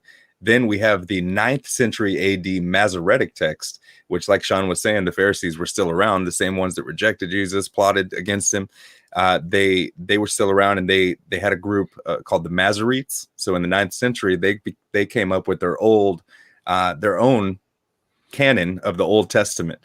And so the differences that we can see when we go and compare these texts, the 9th century Masoretic, the older Septuagint, you can look and see in those Old Testament texts, there's verses that were tampered with, just like we were talking about, where they purposefully hid Yeshua. Okay, that they looked at some verses where it talks about clearly and plainly it prophecies of the Son of God, And then you can look and see in the Masoretic text that we have, which unfortunately has become the basis of most of our modern translations in America, at least. And so then if you compare those, what it did for me, bro, was that when I see that, okay, you always hear that you can't, people say you can't trust the text. You can't trust that man hasn't edited it beyond comprehension and that it's all different. People say these things, okay? And then, but when I go to test these differences, the only thing that I see them hiding was the Son of God or other truths like the law of God having been given to people before Mount Sinai and things like this. So things that Judaism are against. Right. And so that only strengthened my faith to see that the things that they've been hiding is the foundation of our faith, right? The Son. So yeah, I'm the same way, man. I'm the same way. When I find out that I look at it like the more they attack it, you should look at it like, why are they so fearful of this? Like that confuses me, that truthers, because that's what truthers do, right? They're like, look, they hid this, they're changing this. Like there must be something here that they're scared of. It's the same thing with me, right? So I haven't looked at much of the differences in that, but Judaism has done a lot just to hide Yeshua and then change and add with the Talmud and the oral traditions. And to me, it's like I'm kind of thankful for it because it points you what they're scared of, right? And that's where you go look. That's right. The priesthood, our Messiah's position as a high priest, these kind of things for sure. They want to obfuscate it and keep it away from people. But the more you study, the more. Go ahead. I'm sorry. I thought you were done. My bad. You're good. I was just saying, the more you study, the more it becomes clear that, there's always been some truth there. And just because people come along trying to change things, it doesn't, negate the validity of the truth that was originally there. If the Pharisees or the corrupt religious leaders of that day, if they are willing to go to the lengths of staring the Son of God in the face and then killing him, they have no problem trying to change the manuscripts. Yeah, of course. Yeah, that's the way I view it. I mean, like they're truly, Yeshua, he described it correctly. They're brood of vipers. And he was just doing mental jiu-jitsu on them the whole time. So I like it. The more you learn about what Yeshua was doing, the more like incredible it is. He's like, I'm gonna break all these Talmud laws to heal this guy, like just to rub it in their face, like he was a legend, bro. He would almost go out of his way to pick certain situations that would rub against the grain of what they were, imposing on people above God's law. Exactly. I always imagine if I was like a screenwriter, if I was writing an episode of The Chosen, I would have one of those interactions like Austin's talking about, where Pharisees come with their nonsense and their twisted interpretation and their traditions, and they're trying to, push Yeshua in a corner. And then he actually is just teaching the true Torah, which blasts through deception all the time. And so he puts them in their place, and then as he's walking away, he mumbles under his breath that Psalm 119 passage where he's like, your commandments have made me smarter than all my teachers. Yeah, dude, I recently saw some of Chosen. I had not even heard of it. It's all right or whatever, but I thought the same thing. I was like, I wish we could make one where he's like healing the dude that's blind, and then the Pharisees are over there like, you're not supposed to work the dirt, and he just does everything they tell that he's not supposed to do. It's like, that's what I wish they would hone in on, right? Like he was just slicing through the oral teachings. But yeah. Well, have you been watching it, Sean? Have you been watching The Chosen? I've only watched in like 3 or 4 episodes. I have to be like emotionally ready because I always tear up every time. So like it's. I got to be honest, especially in the first season, I was really taken by it. There was some moments that almost every episode, there was a moment that had me tearing up, just like you were just talking about. But there's also been some alarming things about it. I don't know if, like you guys say, you've only watched a few episodes of it, but it's something that you got to watch out for, I feel like, because they've already made some hints that the law was a burden, and that exactly, that they haven't come out and directly said it, but they do also do a decent job of distinct, making a distinction between. They pointed out that carrying the mat was a Talmudic oral law of the rabbis, whereas God's law didn't say that. The same thing with the picking the grain. They made that distinction. So it was just interesting that you also had a group of the guys sitting around the fire in one episode talking about how they ate pork once and it was delicious. And, it feels like a lot of rules that they have to deal with. So you have to worry it's setting the scene for. Kai and I binge watched the whole 2 seasons, bro. Like, we just binge watched. Yeah. And I mean, I'm not gonna ruin it for anyone, but like same thing, you know. I like the show, so I don't want them to mess it up. You know, like it's this weird feeling where I'm like, please don't do this, please don't. They haven't actually technically done it yet, but you know where it's going, man. Like, I worry that's the case for sure, especially Jesus is seeing God and the law's done away with. Yeah, which is so crazy because it's like no one ever defines the word law, and you're like actually just is reference to the instruction, not the Pharisaical traditions, which they called law as well. So it's just funny how most of the arguments that we've run into since I've been doing YouTube thing and trying to teach the scriptures and talk to people about it and do interviews, most of it is just semantics. It really is. It's like 99% of the people that disagree with me, I'm interviewing a pastor or something, and I'm like, okay, you and I are talking about the same thing. You're using a different word. Can we go to the definition of the word?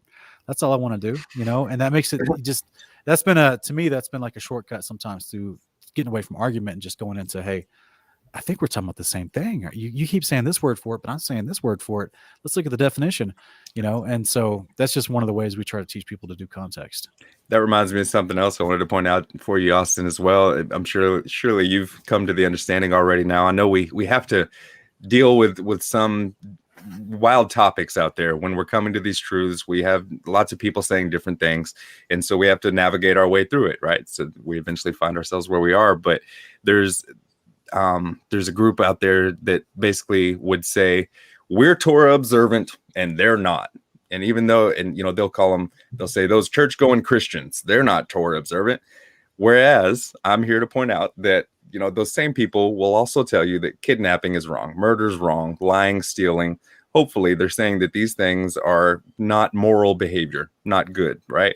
So that's all Torah. So every moment that somebody's not murdering somebody, they're keeping Torah, you know. So we try to point out that there's not this huge distinction that we need to separate and segregate ourselves and then act like that they have less understanding because they don't know about a couple of them, like the feasts, Sabbaths, and the dietary instructions, right?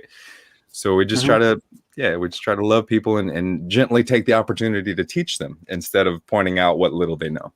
Right, I agree with that wholeheartedly. I think that's one of the biggest things that goes on is like people that figure out about the Torah, they have this, and it's so crazy, man, because it's what Yeshua hated, bro. But they start to get this little arrogance. Bit of a chip where they're like, I'm the better. Yeah.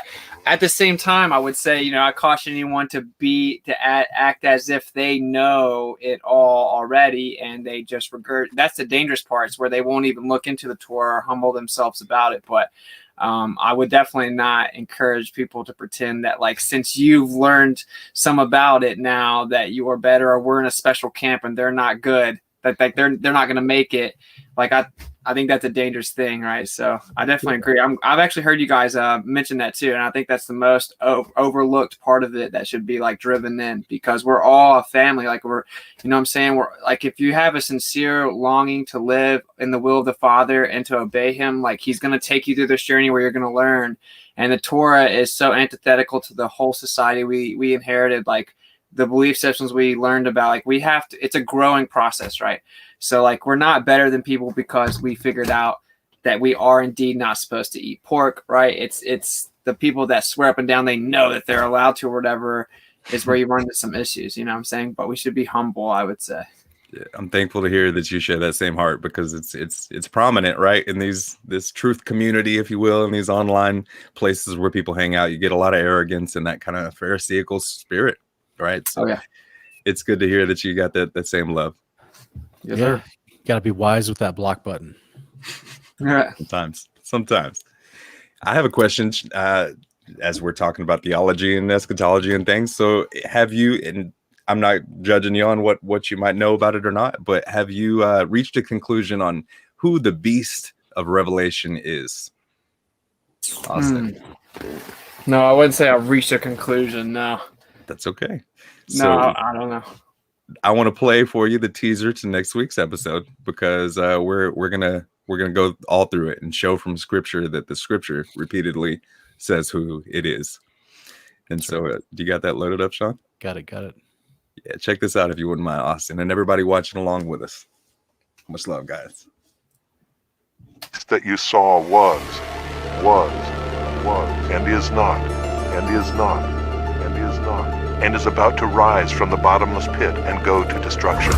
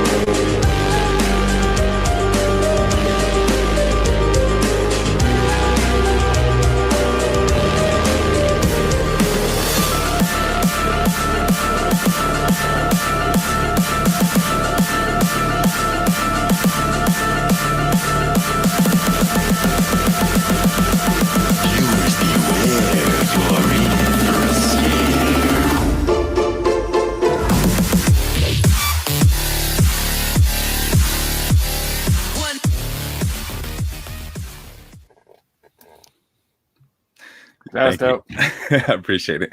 I had to make it like a Dragon Ball Z fight with the footage that I found. You got Yeshua fighting them and all the angels flying in. So did you get an idea of who? Yeah, who like we're talking the same as Nimrod. All right. I will neither confirm or deny tonight, and I would ask that everybody come by and check out next week's episode.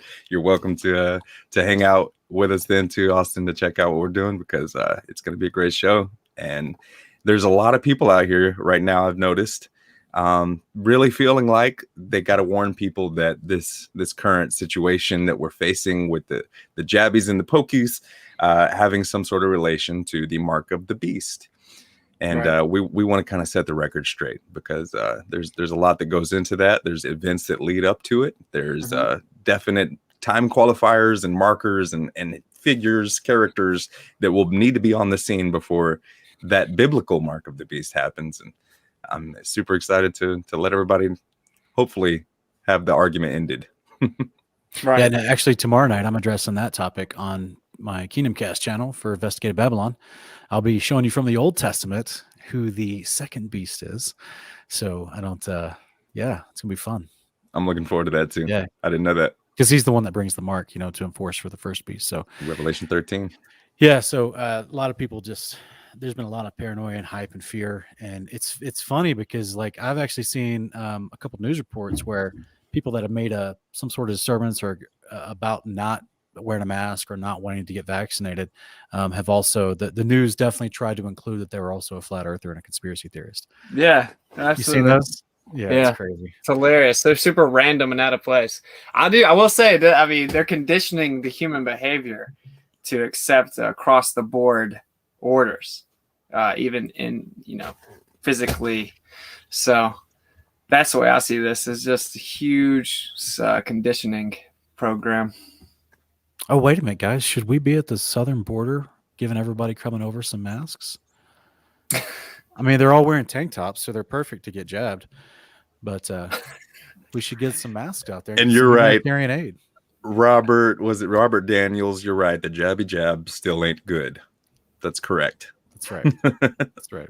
We agree with that. It's poison. It's killing people. They're not even letting you know how many people are being killed because of it. But they'll certainly tell you that so-and-so died unV'd, even though they received it. But if they die within 14 days, they classify it as having not received it. That's how you know not hiding anything, bro. Yeah, that's how you know. Do you guys remember the plot to I Am Legend in 2007 with Will I Smith? do. Oh yeah. You guys remember that it was already a sickness that had been modified, and then They it said had it was the cure for cancer. right.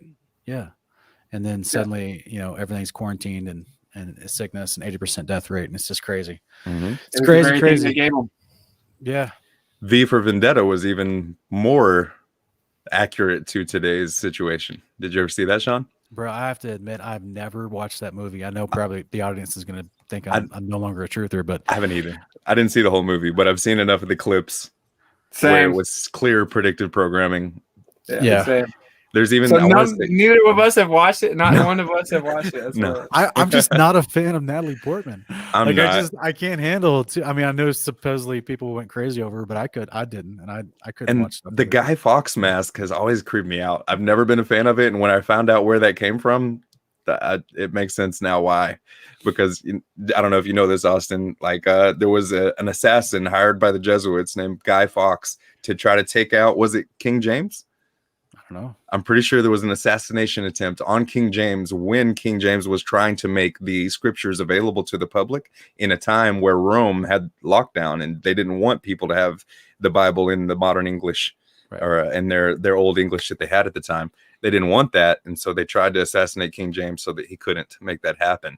I mean, bro, the Catholic Church was reading the scriptures in Latin to a non-Latin population for hundreds of years. Like, it's the most ridiculous thing of just twisting the position. I mean, they are the priesthood of Babylon. That's all it boils down to. Mhm. Like they're the worst trolls on humanity by holding up the Bible, but then teaching something completely opposite. Yeah. And obviously being behind the scenes commanding over the Jesuits themselves, the political infiltrators and assassins. It's crazy. It's crazy. Right. Yep. So it's like that controlled opposition. People think that the Guy Fawkes mask, right? The V for Vendetta mask represents rebellion, and it does, but it represents a rebellion against God's word originally. You know, it's like people forget because no one reads. Well, I shouldn't say no one, but the majority of believers are not told to read the Old Testament when they become a believer. They're usually given. They're actually usually not even given a Bible. They're given other books about the Bible. But if they are by chance given a Bible and told to read it, most people say, "Oh, we'll start in the book of John because it's easy. Same, It's a book of love. There's so much love in that book." And ultimately, I was that weirdo that was like, "Well, that's not the beginning of the book." Like I want to start at the beginning, you know, but not to say I understood Genesis back then, but at least I tried to start at the beginning and go forward. And I remember sitting in high school, my senior year of high school, at lunch in the library, reading First and Second Kings, and not understanding much, but at least just reading it for the first time, right? And just getting exposed to it. And my friends came in and like, dude, why aren't you out there, you know, in the commons, you know, BSing with everybody else? And I'm like, I'm just trying to read this book, man. I just feel like I need to read this book.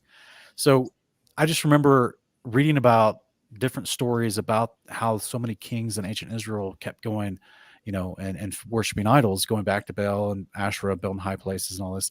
And they're in Israel, they're in the land where they're, you know, and there are several generations after the Exodus. So you're thinking like they should know what to do by now. They should know what's up, but they continued to transgress the covenant, go back to idolatrous, baby killing, idol worship. And why? How does that happen? Like they've literally got prophets running around telling them to do the commandments of God. This is what's good. Some of them are doing miracles to exemplify the power they have from the Creator. And my understanding, they got the temple at Bethel and then the one that Solomon built. And the angel of the presence anointed the temple. They saw this miraculous thing that's happened. I mean, they see the angel of the presence is at the Bethel tabernacle as well. And you're like, they literally can go see supernatural things, affirm the course of faith that they're encouraged in. But instead, they still go build false idol calves, like in Bethel and in I can't remember the other place, but they built in the Northern Kingdom, built 2 golden calves, and this is after Exodus. This is in the days of, you know, way after the Exodus, in the days of these kings, you know, continually going apostate, and it is what we're seeing today, guys. It's the same. It's the same social infiltration that we see today, where little by little the enemy comes in and starts questioning.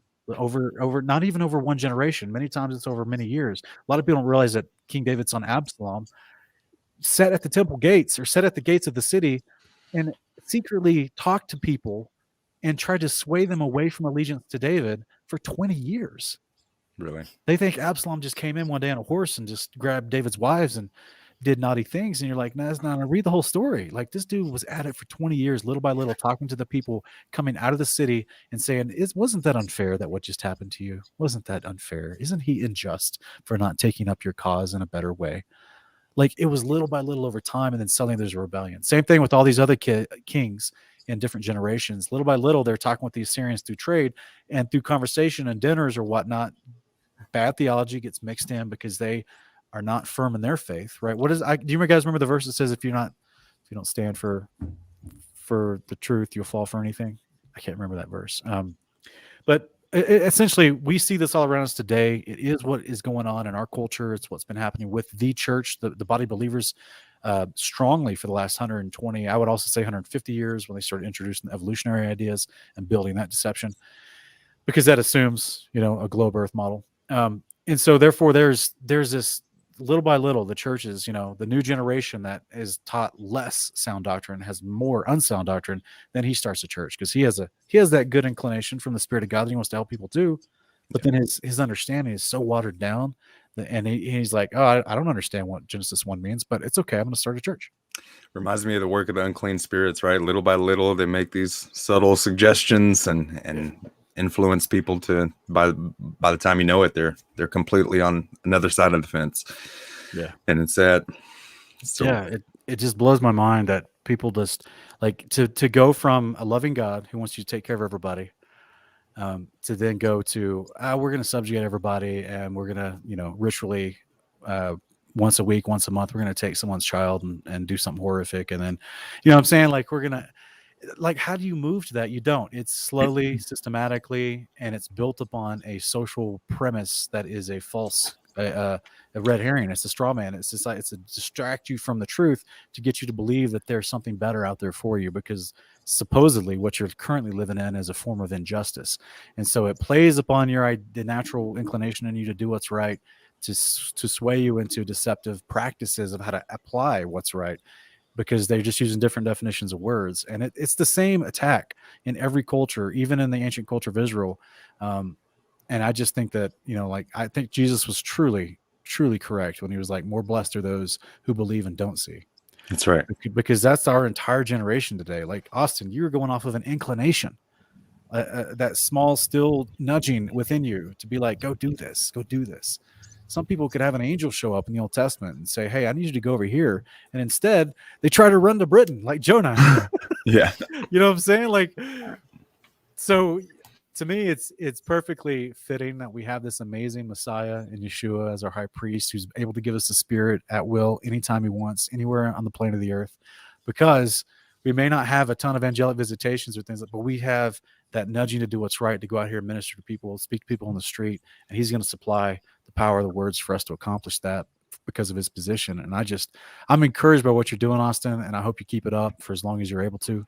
That's right.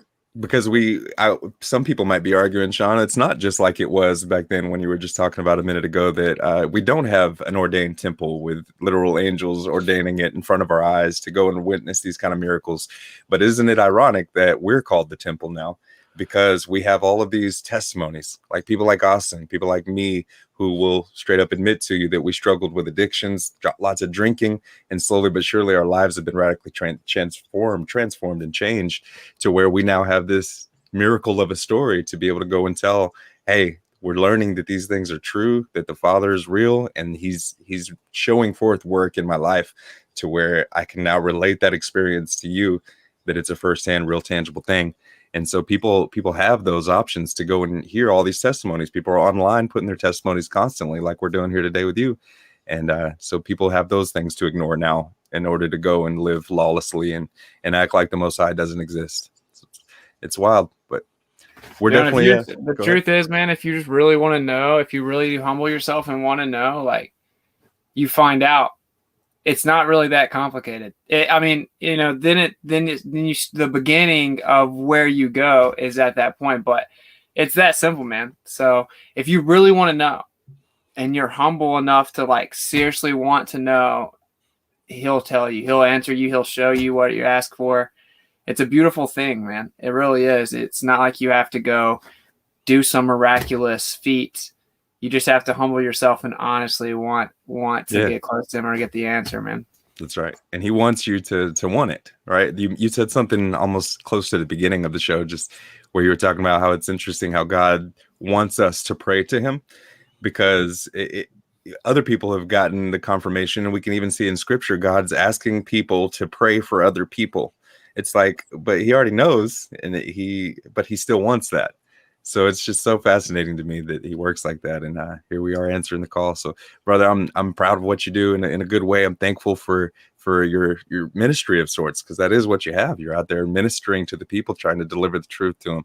I just want to encourage you to continue growing in love and patience and gentleness, and so that people can receive the message more often and better, more effectively. You're doing a great job.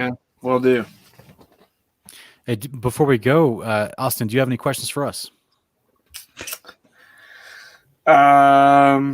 Any questions for you? Anything that you've seen us talk about in the shows so far that you might have had more questions about?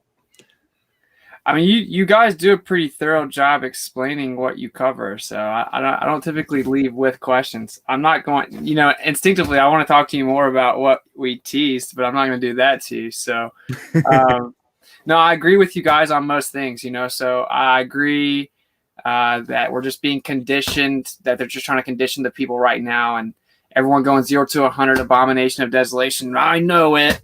You clearly don't. You clearly don't know it. So I agree with most things. I don't know if I can think of a question off the top of my head, other than maybe. So would you guys agree? And this is like, in my opinion, a pretty easy question, but you guys agree that the the whole ordeal happens, Yeshua comes, and then we have our millennial reign. I'm sure you guys have heard that truthers come and talk about how we're I don't know if you've heard it, but that we're already in the millennial reign. It's called preterism. Yeah. Yes, sir. Yeah. So I'm assuming you guys are not, you guys are in agreement with me that is certainly not the case. Correct. Because we know that the promise is that there would be a resurrection unto eternal life. And so we can't look around and find any immortal beings that are incapable of sin. We know that there's a promise of the people of the covenant being taken to a physical land where a literal 1,500-mile golden city is going to come down that's in the third heaven right now. It comes down to the borders of the promised land. And so that's the first thing I always ask people when they're like, we're in it now, it's already happened, or any number of those kind of theories. I'll say, please take me to the Father and the Son, because if that's true, then they are here and they're living in a massive continent-sized golden city that pretty much everybody would be able to see at any point on the earth at any time. Because it's flat. Because it's flat. Yeah, there it is. Yeah, and it definitely can't fit on a globe and hang off the sides and then go out into outer space. You guys, of course, also, I'm sure would agree, like, you don't get thrown into fire and eternally tormented as a human that doesn't get right with the Father. Correct. That's right. You were right. Yeah, it's destruction. You're taken out of the game, right? Fear not man who can destroy your body, but fear the Lord who can destroy both body and soul in Gehenna. Right. Yeah, there's nothing left after that. It always blows my mind. It's like I guess this is there's a vague passage in Enoch that talks about this special water that of fire that the angels are thrown into, and they undergo a change. Mm-hmm.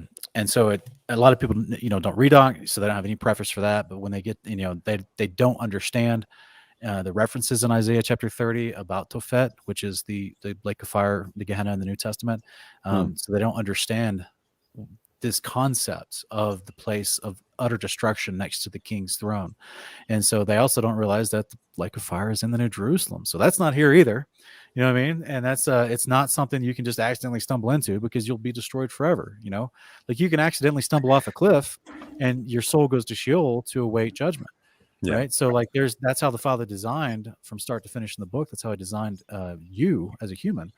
But it's fascinating to me that people will read this idea that the angels are thrown into the lake of fire, and they think, because they've been told by Catholicism that it's continual perpetual burning forever, and they'll say, well, see, it's the reason, because they think they will acknowledge or admit that angels are considered immortal beings, right? They don't die like a mankind. That's why the rebellious ones had to be specially chained and put up in Tartarus, like we talked about last week. And they don't go to the same place as mankind when mankind loses their body, because the angels don't really lose their body. Their bodies are totally different material construction, totally different chemistry.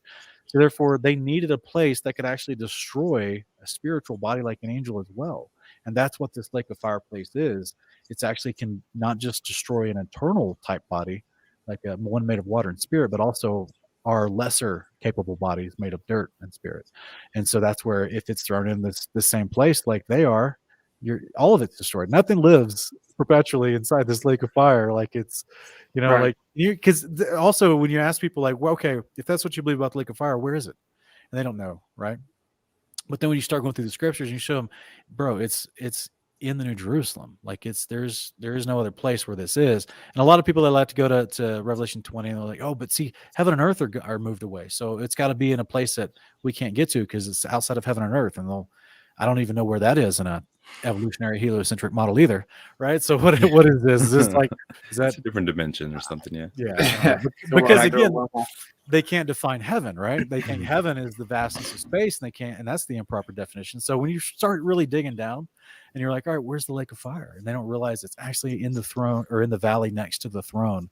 I got to be honest, Sean. There's a couple verses that makes me question that, and so I look forward to our doing our Gehenna episode, because that'll probably be early on in second season.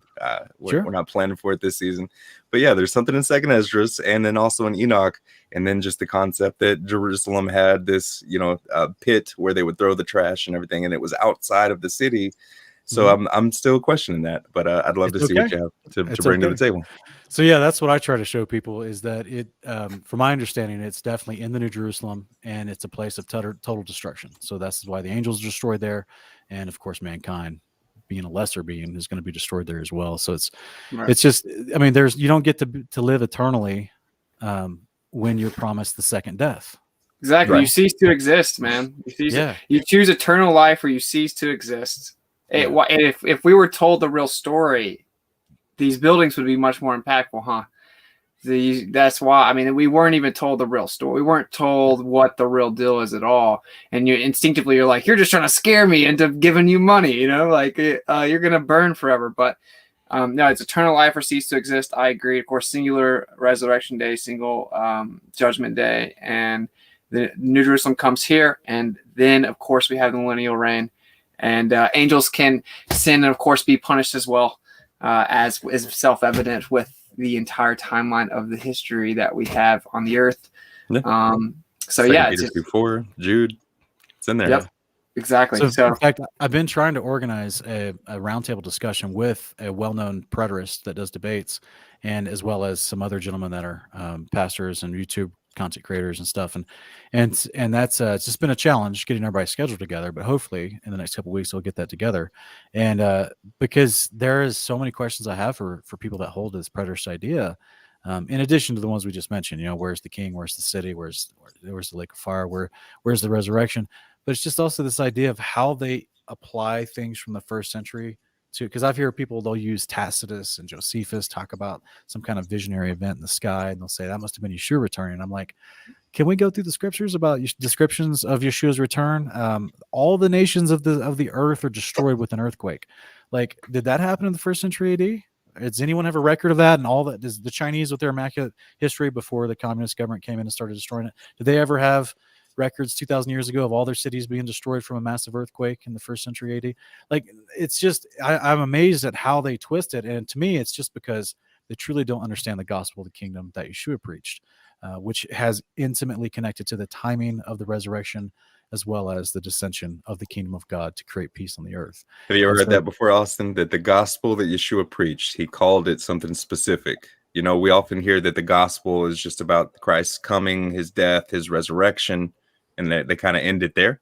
Whereas the gospel that Yeshua constantly preached, and he'll name it by name as the gospel of the kingdom of God. Have you heard this before? Mm-hmm. Yeah. Yeah. It's fascinating stuff, because there's a fuller message there, right? He's coming back and he's bringing a kingdom. Correct. It's a beautiful thing. It's a very immaculate thing, right? Like the story, if you look at everything, it's crazy, man. It's crazy what we're a part of. And that's why it's so hidden and lied about and misrepresented, and books taken out and mistranslated and names changed and everything, right? Because it's incredible. It's an incredible story. We have a little bitty part in it, and they just don't want you to have this power. So that's what I try to always. I still don't know everything at all. You know, you guys know more than I do, honestly. But like, it's just be honest, man, and look for the truth, and realize that like eternal life is a beautiful gift that you have the right to. You have the ability to get it, but you know you have to accept it and be sincere in doing that, and or you'll cease to exist, man. There's no sugarcoating it, and you know, let's just do our part in this little piece of the grand story, right? Like it's the least we can do. If you really understand the magnitude of it, then you would feel very selfish with some of the way people live now, you know. So I think that's I always try to break it down into like simple little metaphors. And imagine trying out for a baseball team, and Jesus is the guy that's picking the players, right? So Yeshua's standing there, and he's like, all right, this is how you swing a bat. And he hits a grounder, he hits a bunt, he hits a line drive to lower infield, he gets a one out of the park, right? He shows you this is how you swing the bat, this is proper technique. And then he starts fielding balls with the glove and throwing to first base, and he's showing people this is how you play baseball. So then he steps over beside the first base, and he has everyone that's trying out for the team line up, and he's like, all right, guys, I showed you how to do it. I want you to go out there and try it yourselves. And that's gonna, and if you try it yourselves, I'm going to then pick from those people to be on my team. Well, there's 10 people standing in front of Yeshua. 7 of them go out immediately into the field and start trying it themselves. They're not very good at it, but at least they're trying. He doesn't care that they're failing. He sees that they're willing to learn. They can't do it perfectly. That's okay, right? There's 3 out of that 10 that just left the stadium. They didn't want to try. Are they going to get picked for the team? Of course not. They rejected him. Right, the 7 that are trying to emulate what they saw, even though they're very poor at it, you know, tripping over their feet, missing the balls. What if, Sean, what if one of those 3 guys just walked away from the stadium and said, I believe in you, and I think you're gonna pick me for the team. Bye. And then doesn't have It's anything gonna to be do with it. it's gonna be a very rough decision because that guy's not gonna be around when if his name gets called. But you know what I'm saying? So to me, the higher chance of anyone that's gonna be made picked for, because you can't pick yourself for the team. That's why he's the one doing the picking, That's right? right. You can't save yourself. You can't resurrect yourself. No. He's the one that chooses to do that. So this is the point where, like, but if you don't show him that you want to perpetually do this behavior he promises you at the resurrection, but by practicing it now in your life, why would he ever pick you for the team? You just walked out of the stadium, snubbed your nose to him. You know what I mean? Right. So it's like, it's very simple. It's really a very simple story, but religion has made it complicated and, twisted all these terms like grace by faith and things like that. Like they've twisted this very simple concept of just like, look, man, you can't make yourself perfect. He promises to make you perfect, but he does tell you he wants you to try. Right. Just like put a Jesus jersey on, you can go to the crib and you right. make the team. Yeah. So like, those three dudes who left and they didn't even try to exemplify the behavior. So they get picked for the team. Instead, they just tried to walk to Yeshua's house and the door's locked. Right. So like, he ain't letting them in. So it's just one of those deals of where, we try to simplify, just like we're trying to do with this biblical cosmological thing, right? You have to weed through all the lies just to get to the simplicity of it. And I've seen you out there, Austin, doing that quickly with people. And I think that that's a gift that the Father's given you. Whereas we practice week by week to get better at simplifying these topics. You're out there moment by moment. You know what I'm saying? So yeah, keep up the good work, brother. You're doing great. Absolutely. I agree and concur. Look forward to seeing more of work from you. And everybody, if you would go subscribe to Witsit, he's got it spelled on the screen here. Witsit Getsit, Witsit Getsit. Excuse me, losing my voice. But otherwise, stay tuned for more music coming from him. He's got some of that working on it. And we are going to be ending the show here in a minute with another song from KYZ. Now, you didn't have any involvement in the production of that, but you've got it hosted on your channel, and you're the main platform of where she's got music right now, right? Correct. Cool. So I look forward to having more come from you. And Austin, I do want to also ask, would you mind working on a song with me in the future? Oh, of course, bro. I would love to. I'd look forward to that. I'm a little behind on my music here lately, so I need to get back into it. And you will be one of the first people we get a track finished with. So I look forward to it. Let's do it, brother. Cool, man. Thank you. Any last words, gentlemen? It's been great. Just thanks for having me on. You guys are awesome, and you're a motivation, And I would love to make music, man. Like I can't wait till I kind of can settle down, to be honest, so I can just kind of work on stuff like that, like music and even my edited content and stuff. But we'll see how it goes. We're planning on being at Flattoberfest, and hopefully I can link up with you, Sean. And hopefully I'll get to see both you brothers in person. But if not, of course, maybe eventually where we're supposed to see each other. And there you go. Thank you guys for all the kind words, support, and I'm glad that I got to come on and kick it. No worries, brother. Absolutely. Till next time. Thank you, everybody, for joining us.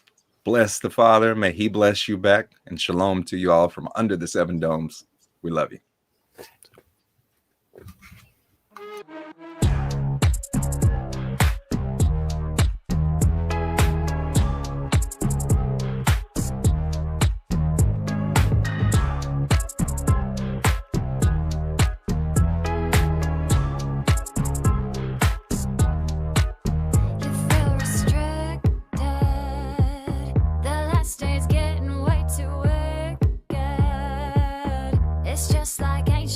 Predicted,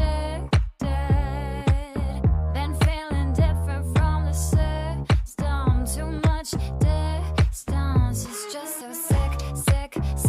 They're so complacent. They worship 666 and don't even flinch. It's just psychotic, chaotic, following false prophets. It's psychotic, chaotic, made the world agnostic, babe.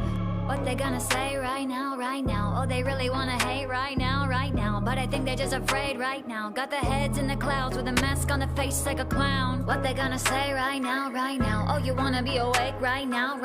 Well, you better get real brave right now. Put your knees on the ground. Gotta pray to the king with a crown. I have to tell you that we're living deep in the matrix. We in the matrix. Chase all the lies and you'll find that this place was created. You were created, darling.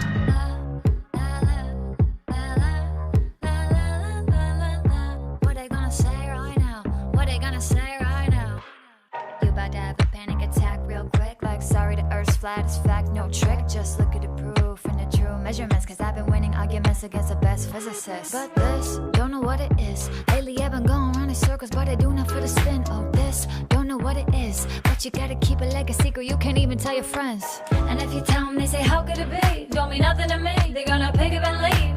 And if you tell them, they say, how could it be? Don't mean nothing to me, they're gonna fall back asleep. What they gonna say right now, right now? Oh, they really wanna hate right now, right now. But I think they're just afraid right now. Got their heads in the clouds with a mask on the face like a clown. What they gonna say right now, right now? Oh, you wanna be awake right now, right now? Well, you better get real brave right now. Put your knees on the ground, gotta pray to the king with a crown. I have to tell you